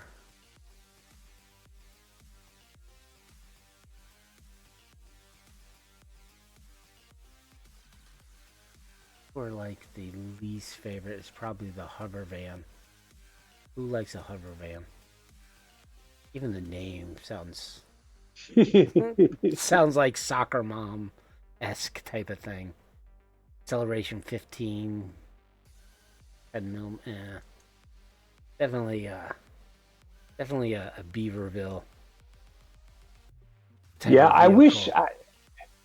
The one thing I wish they'd have included in the stats was for AVs and hovers were flight ceilings. Like, how far can this thing get off the ground? Yeah, because it doesn't sound like the hover van gets more than like 5 feet off the ground.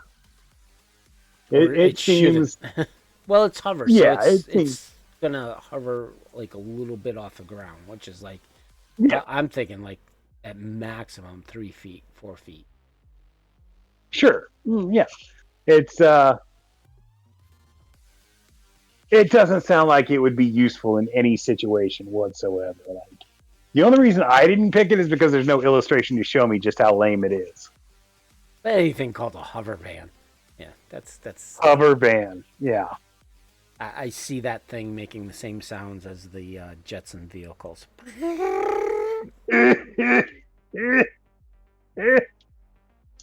That's good. I like that.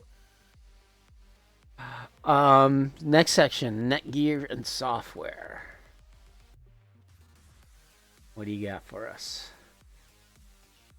Uh, I mean, you know me.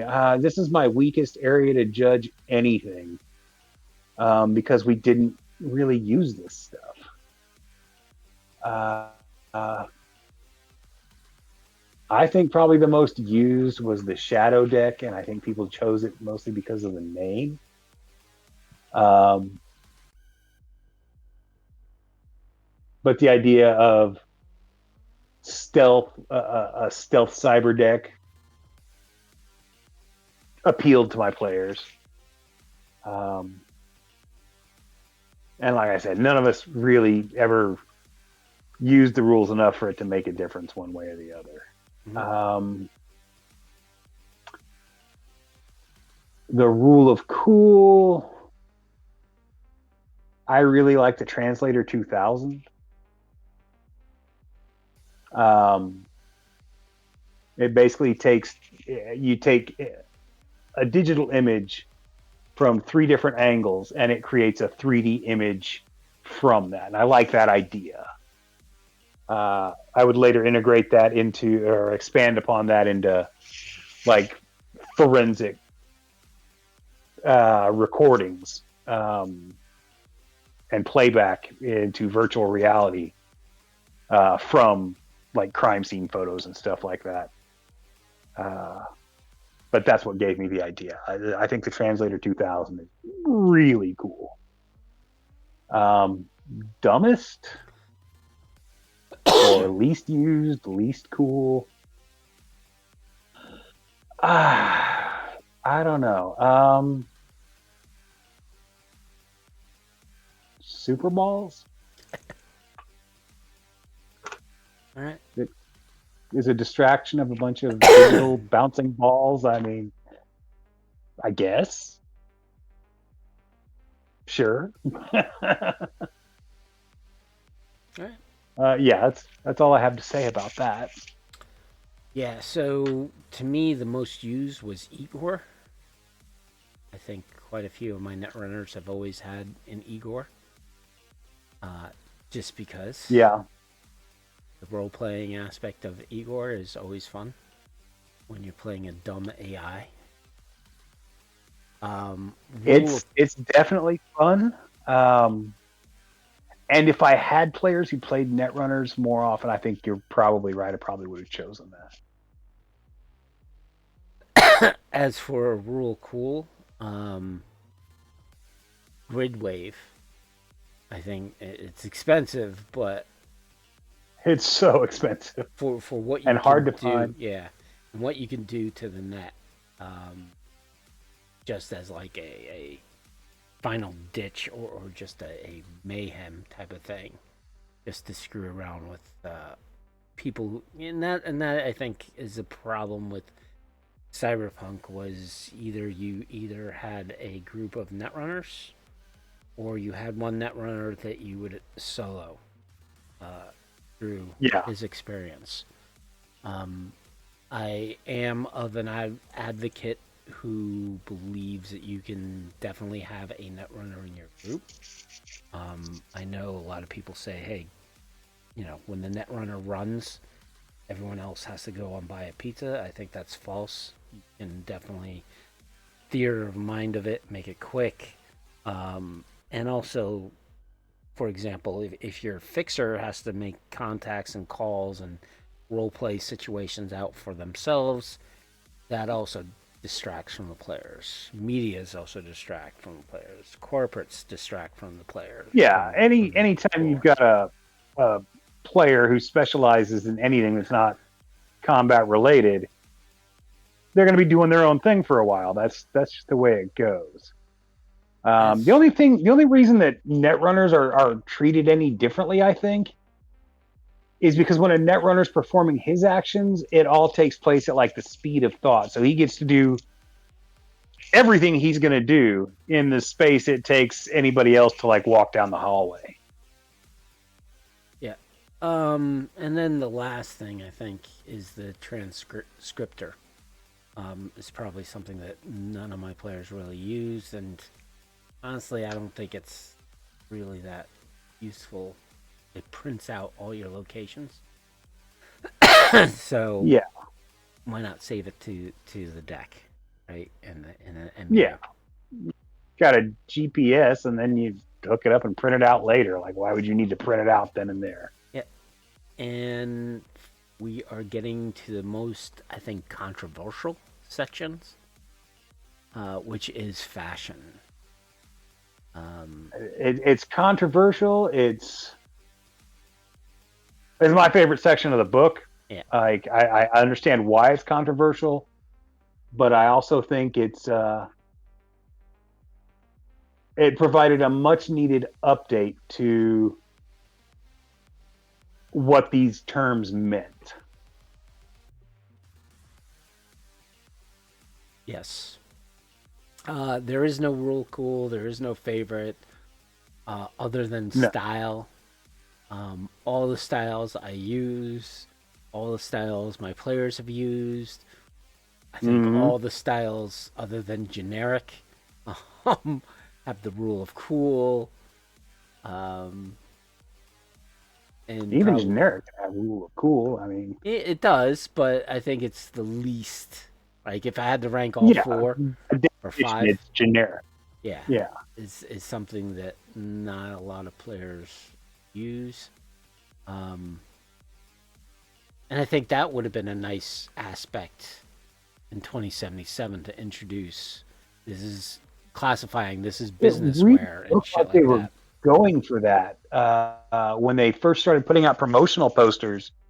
They had posters showing different like styles. Yep. And I really thought that they were going to lean heavily into that, and then when they didn't, it was kind of disappointing.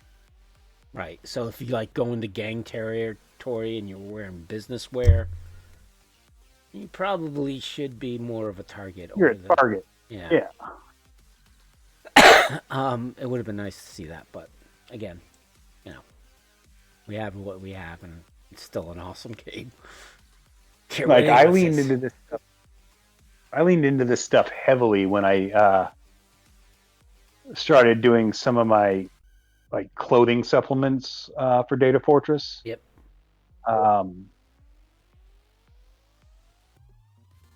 It's for me as being able to show my players, look, this is what this means, and let them have a visual grasp. Like leisure wear is your sports gear, it's your tracksuits, and you know your spandex shorts and whatnot, and the outfits you can create with mixing and matching that stuff.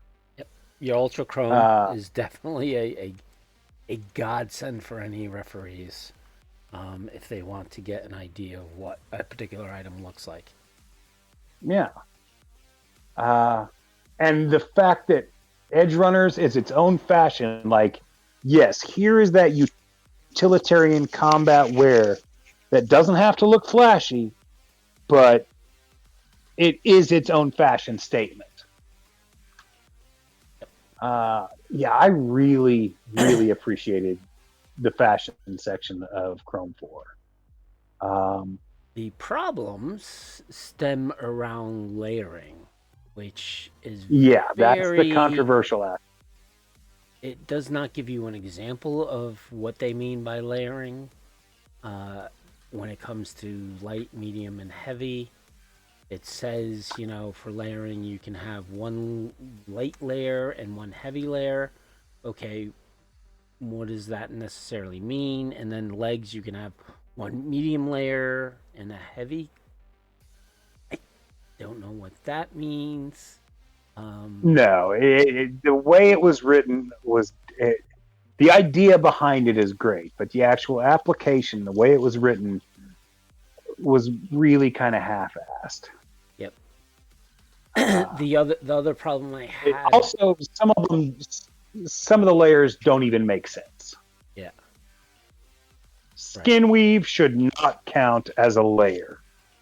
It's your skin. Well, they don't. Does your skin provide? Unless your skin weave is so thick that it creates its own encumbrance value, it should not count as a layer. Well, you're talking about basebook, right? And the 3-layer rule there. This is something different, right? So in Chrome 4, they eliminate that third layer. So yeah, you can have skin, you can have subdermal armor.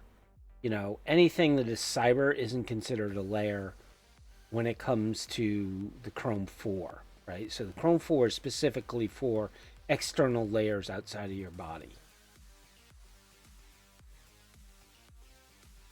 As my understanding of the rule. And again, the rules aren't written great, right?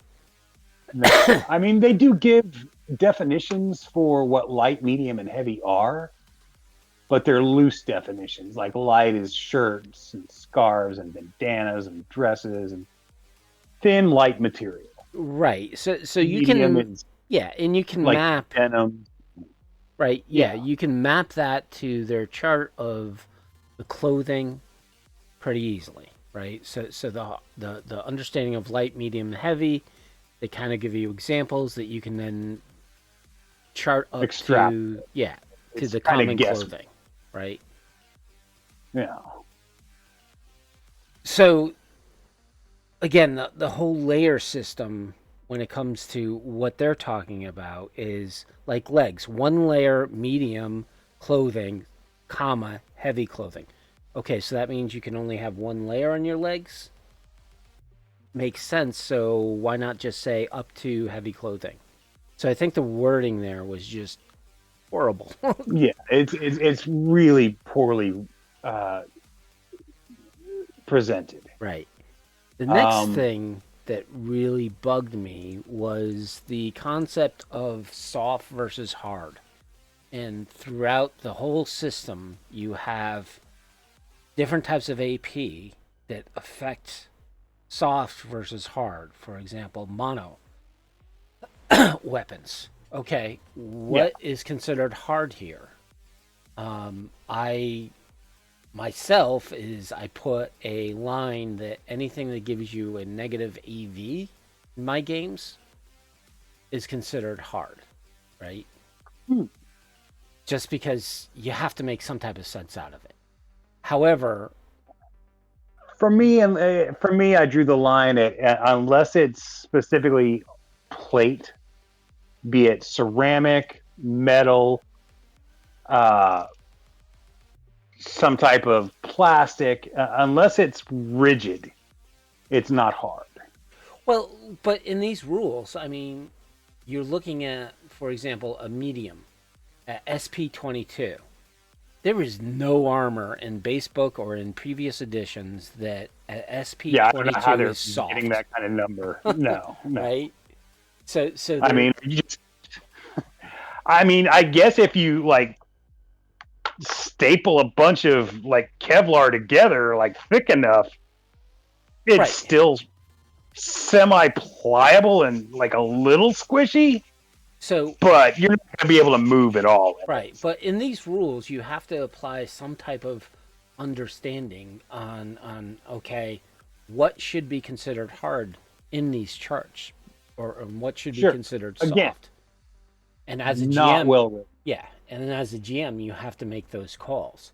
Actually, I don't think it's necessarily an EV modifier. I think anything above an SP10 is considered hard when it comes to these charts, just because See, it's yeah, no, I wouldn't.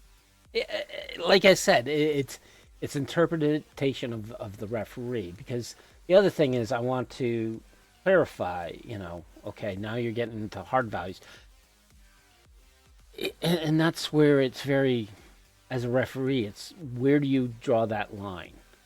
You could use the Yeah. EV as kind of like, as soon as you start getting negatives, you can consider them hard because they cause a penalty. That's the reason why, right? So a light scarf with an SP of 18, it's probably has like, interlocking plates to make it an SP18. So that's I mean, where, people have been arguing have been steadily arguing over these rules since they were introduced in 1996. You can still go on a 2020 site and people will argue about this stuff. yep. So it would have been nice if they put out an errata, but again, these rules are old and no longer needed because you have the new system, which doesn't take into account soft and hard armor, and doesn't take into account specific areas or layering or any of that, right? So they streamlined it, which is great. Less dice roll, less calculations, less math. But always that, hey, They could what does have that mean for us? streamlined it a little bit less than that, I think. Like, the beauty of 2020 is I don't know. I've been playing it and home ruling so much for so long with Interlock Unlimited, where I went back and like do this to make this make sense. Blah blah blah. Right. I've reached a point where I've forgotten what's actually rules as written and what rules I've home ruled at this point. Playing a game for 30 years will do that to you. Yep. 35 years. Jesus Christ, I'm old. So, so I actually created a calculator. So I have a utility on my site that actually will do all the math for you. When it comes to here, it just doesn't get into the soft and hard. Again, that's a debate your referee is have to struggle through. And also, I don't do the layering from here. I do actually the layering from the core book. So get rid of a lot of that. Your referee can do as they want to, and so we're on to the last chapter of Chrome 4, and a little bit over, so we'll finish this up. So, equipment. This is probably one of the least amount of equipment in a Chrome. Yeah, it's So, plenty of choices. They were kind of scraping the barrel. Although the stuff that's presented here is really fucking cool because they reached out to the internet community, which, I mean, like I said, they're the first company I ever saw do that. Yep. That wasn't like a magazine, like Dungeon Magazine did that and Dragon, but you never saw that stuff at the time make it into the actual source books. Yep. So, you can go first. What was the most popular item players would? The Wutani Sensors Motion Tracker was the most popular item from this book. Really? Yeah, dude, like the motion tracker from Aliens. Yeah.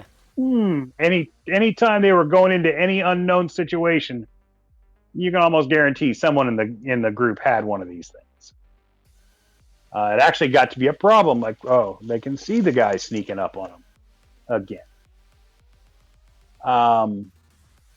I'm going to say rule of cool, the anti-pursuit liquids.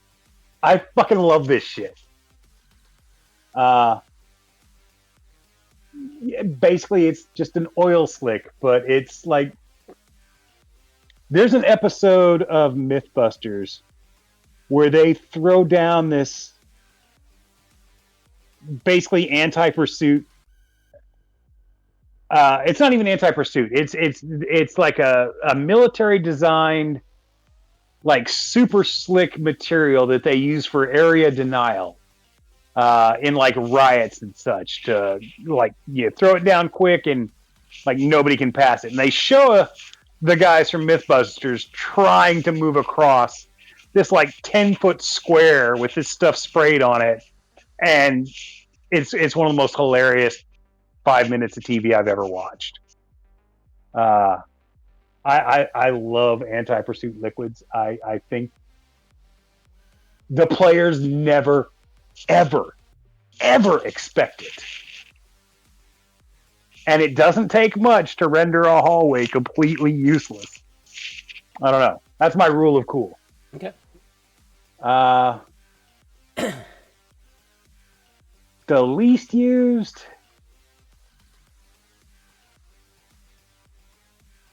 I mean, all the stuff I think in here is pretty cool. So I'm going to go with least used, as I never actually had a player buy wall speakers.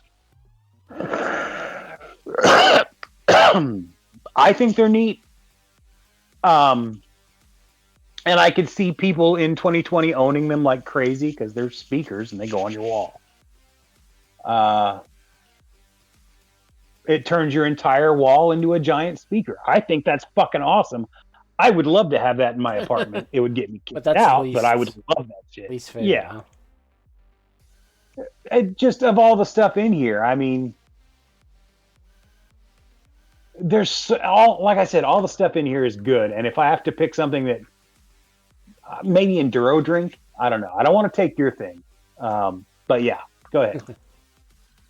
Right. So the most popular item that my players always had handy for them is thermite in a tube. Yeah, that shit's pretty fucking useful, dude. They used it constantly. All right, try to lockpick. Okay, you fail. All right, pull out my thermite in a tube. Let's burn through that fucker. I had a character who switched the labels on thermite in a tube with toothpaste. Toothpaste? Yeah. Oh, to wonderful results. Thing that scared me was when GM said, "Oh yeah, I remember this one booby trap of people putting plastique into a light bulb. When you flip the switch, boom. Fuck, That will do it. I'm not turning on the lights ever again. Ever again. Ever. I'm gonna start looking in real life if my light bulb is all funny. Rule of cool, I think the nano papers. That it can dissolve purposely and make anything unreadable. Great stuff for handing out messages to the players and just destroying it immediately. Yeah, and then you click it with a flashlight and it reassembles itself. Like, it's very cool. The least favorite is going to be a toss-up between the Kevlar backpack and the Inflex Cybergenics machine. I have no idea what the Cybergenetics machine should do game-wise. Looks like it should help with body feat, improving your body feat, improving dodge, improving some type of skill if you use it on a consistent basis, like temporary bonus or something. It's a 2020 version of Bowflex. It's your ultimate home workout. Which, again, for the people who aren't our age, Bowflex was... I haven't seen a Bowflex in at least 15 years. But in the 90s, Bowflex was everywhere. Like, it was the workout system. Like, it replaced everybody's weight benches, their freaking calisthenics machines. It was everywhere. Right. Rowing machines. And I would have liked to have seen this item give some type of bonus, right? If you use this on a daily basis. That's the problem with it. Yeah. You get a +1 to your bod, you get a +1 to your reflex, you get a +1 to something, right? Yeah, there is no mechanical bonus in the game for this whatsoever, and there should have been. Yeah. Which is why with Interlock Unlimited, you can exercise and increase your stats and whatnot. The idea that they would add this and then not have it do anything in a Chromebook is just why. You're right. Yeah, no. This is the stinker of the book. Yep. And once again, only the Chromebooks get indexes. Yeah, so that's kind of it for Chrome 4. It's, again, the smallest book, but I think it has a lot of good stuff in it. I will often go to this book first to find things as a player to figure out, okay, what do I want to install first from a cyberware point.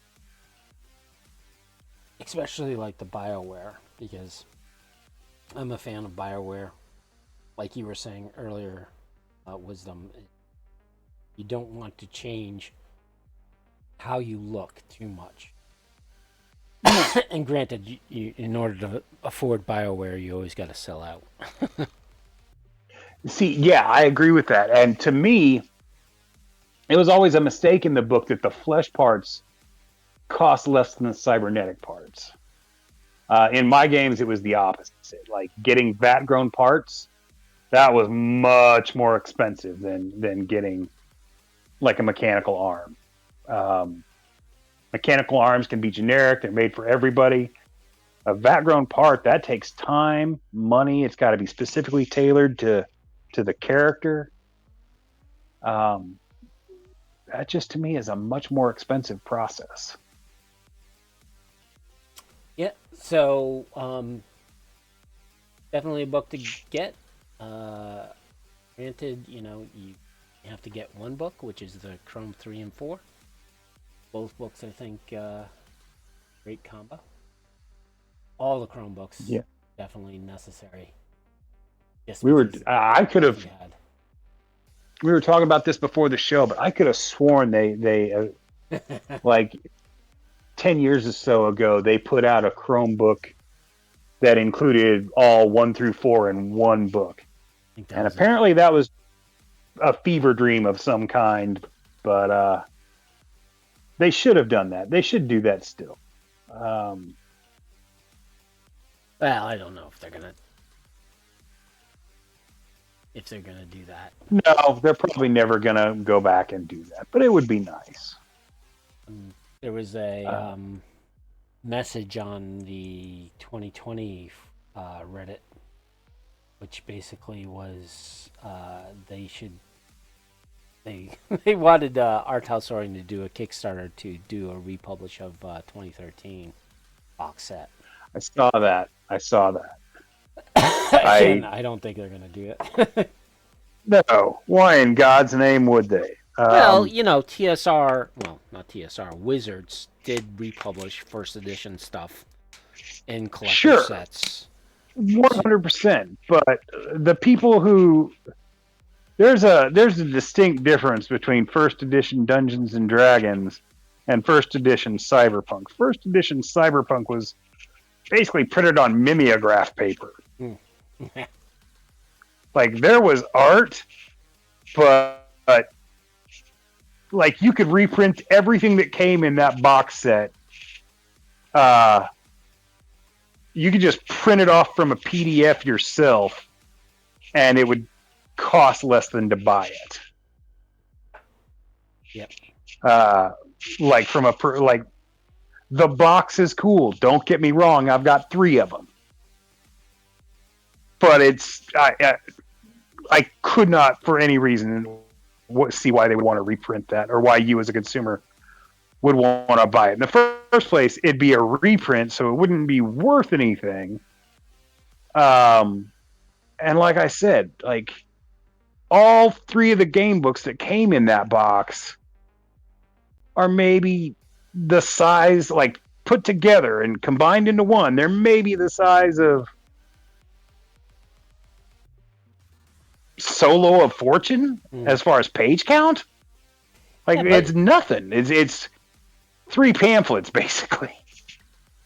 but it's similar to, the original edition of Dungeons and Dragons, which I think was reprinted at one time. Um, and that's how they used to, you know, do it, right? I mean, the original, up until the 80s, you would have these first editions that were just like, wow, this looks like you were at home stapling all the pages together, and lo and Sure, behold, because it all that's came from fanzines well, and that's what they all used to that. do, right? I mean, I wouldn't be surprised if, like, if we ever get Mike or Lisa on, that they'll be like, oh yeah, If in the beginning we used to, like, I think it was Derek was telling us where they were putting yeah, the boxes together, and putting the books together, that they would throw in the grenadier miniatures in a few of the boxes. So, yeah, just haphazard. I'd like to come across. I own three of those damn things. I didn't get any miniatures. well, I didn't even get dice in mine. yeah, that's a surprise. There was two dice, a Um, yellow and a blue die. yeah, we know in the 2013 set there was a yellow and a blue die. None of my sets had them, and I'm mad about it. That's odd. Uh, it's really odd, especially since at least one of those sets was new in the shrink wrap when I bought it. Huh. Not new, but it was still in the shrink wrap when I bought it.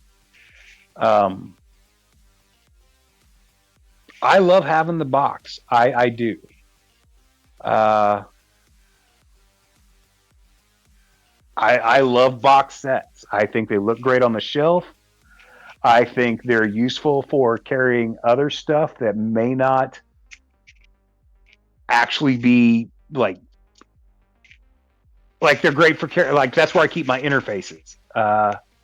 Is in I don't remember if I keep it in one of my extra 2013 boxes or one of the 2020 boxes, but I keep my interfaces in there and my Punk 21s because they just fit set next to each other. In another box, I keep all the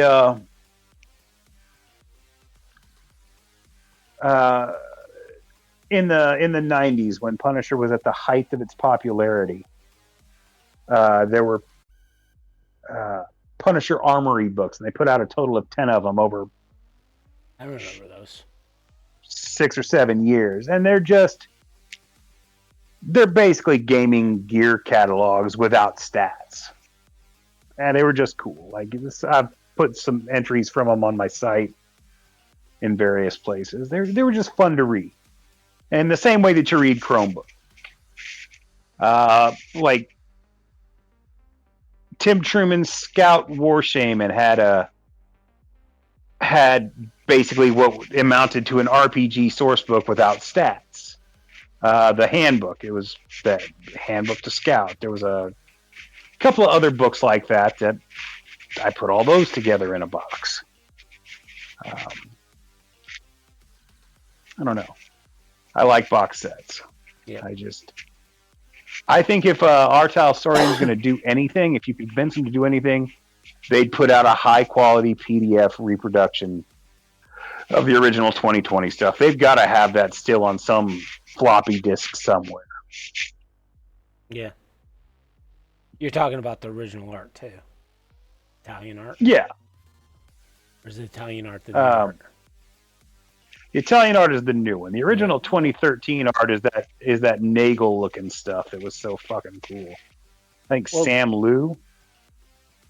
Well, for the roles, wasn't it Huckabout? Didn't he do that? Huckabout did it for 2020 for the 2020 release. Right. Oh, you're talking about 2013. Yeah, 2013. It was Sam Liu and Scott Ruggles. Hey, rest in peace. Yeah, may rest in peace. It was the really Nagel looking stuff. Yep. For all the character art. and I could see them. I could see them dropping that again. I would very much like to see some high quality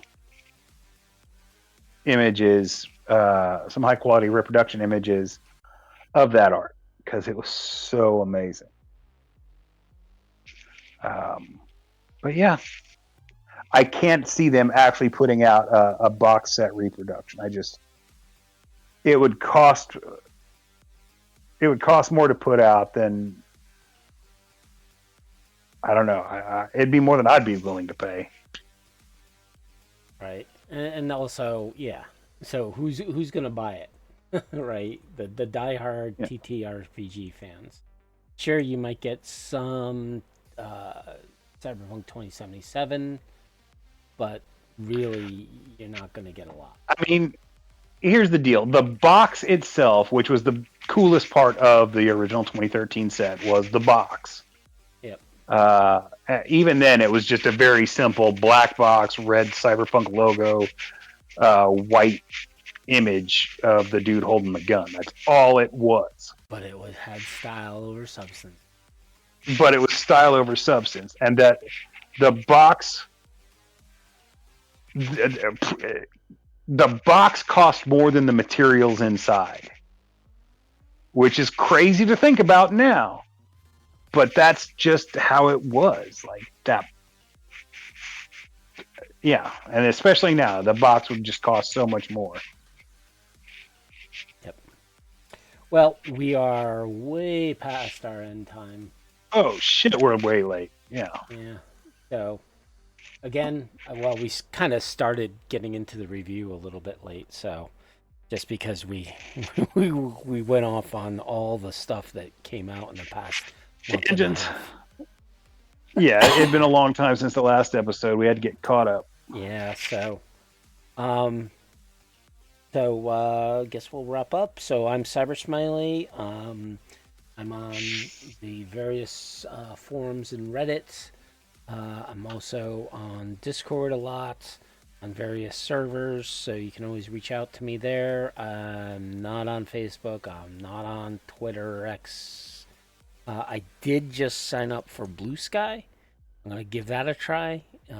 If I start seeing the crap I've seen on other social media, it might be a long or a very short stint into that platform. But yeah, so that's me. You can also check out my site at cybersmily.net. I have tons of Cyberpunk 2020 utilities as well as Cyberpunk Red. Check the site out. Hopefully, it'll help with your gaming experience. I know I constantly see people saying yes. I constantly use my site, so I'm always very, very somewhat proud inside that people the fruits of my labor. Every single time. Yeah, granted, it was just a passion of love, and glad people appreciate the work I put into it. So, yeah, that's me. I am Derek Bernier, aka Wisdom 000. I run Datafortress2020.com, the largest, most comprehensive Cyberpunk 2020 site there is. In addition to that, you can find me on Facebook on the Cyberpunk 2020 and Datafortress 2020 groups, as well as Cybernation Uncensored. I'm an admin on two and a moderator on another. I am on Reddit, where I mostly just lurk. Occasionally, I'll pop into a conversation or not, and then flit away every bit as quickly. I'm on Discord on all the same channels that Smiley is, although he's much more active. I might be in a few I'm more not, than you know of. probably. You're much more active on Discord than I am. I'm not on Twitter. I'm not on Instagram. I have a Blue Sky account, but I don't really know what I'm doing there. And as always, you can reach out to us through any of those means. We love to hear from you. We love to hear your comments, criticisms, suggestions. Uh, really, any information you want to share. We love talking about the game with pretty much anybody who wants to talk to us Yep. about it. Any topics you guys want to bring up? You want our opinion on? Yeah, you got a We're old line on a men, so of guest. course we have opinions. We have opinions. If you have a line on a guest that you'd like to see us interview, we'd love to have that information. Yeah, we just love hearing from you. So please reach out. We'd like to thank Rob Mulligan and Cybernation Uncensored for hosting us. You can check us out here on the first and third Wednesday of every month on Twitch on the Cybernation Uncensored channel. And you can find the Tales from the Forlorn Dopes playlist on the Cybernation Uncensored YouTube feed. Yeah, we will talk to you again in about 2 weeks. And we look forward to seeing you then. Ta-ta for now.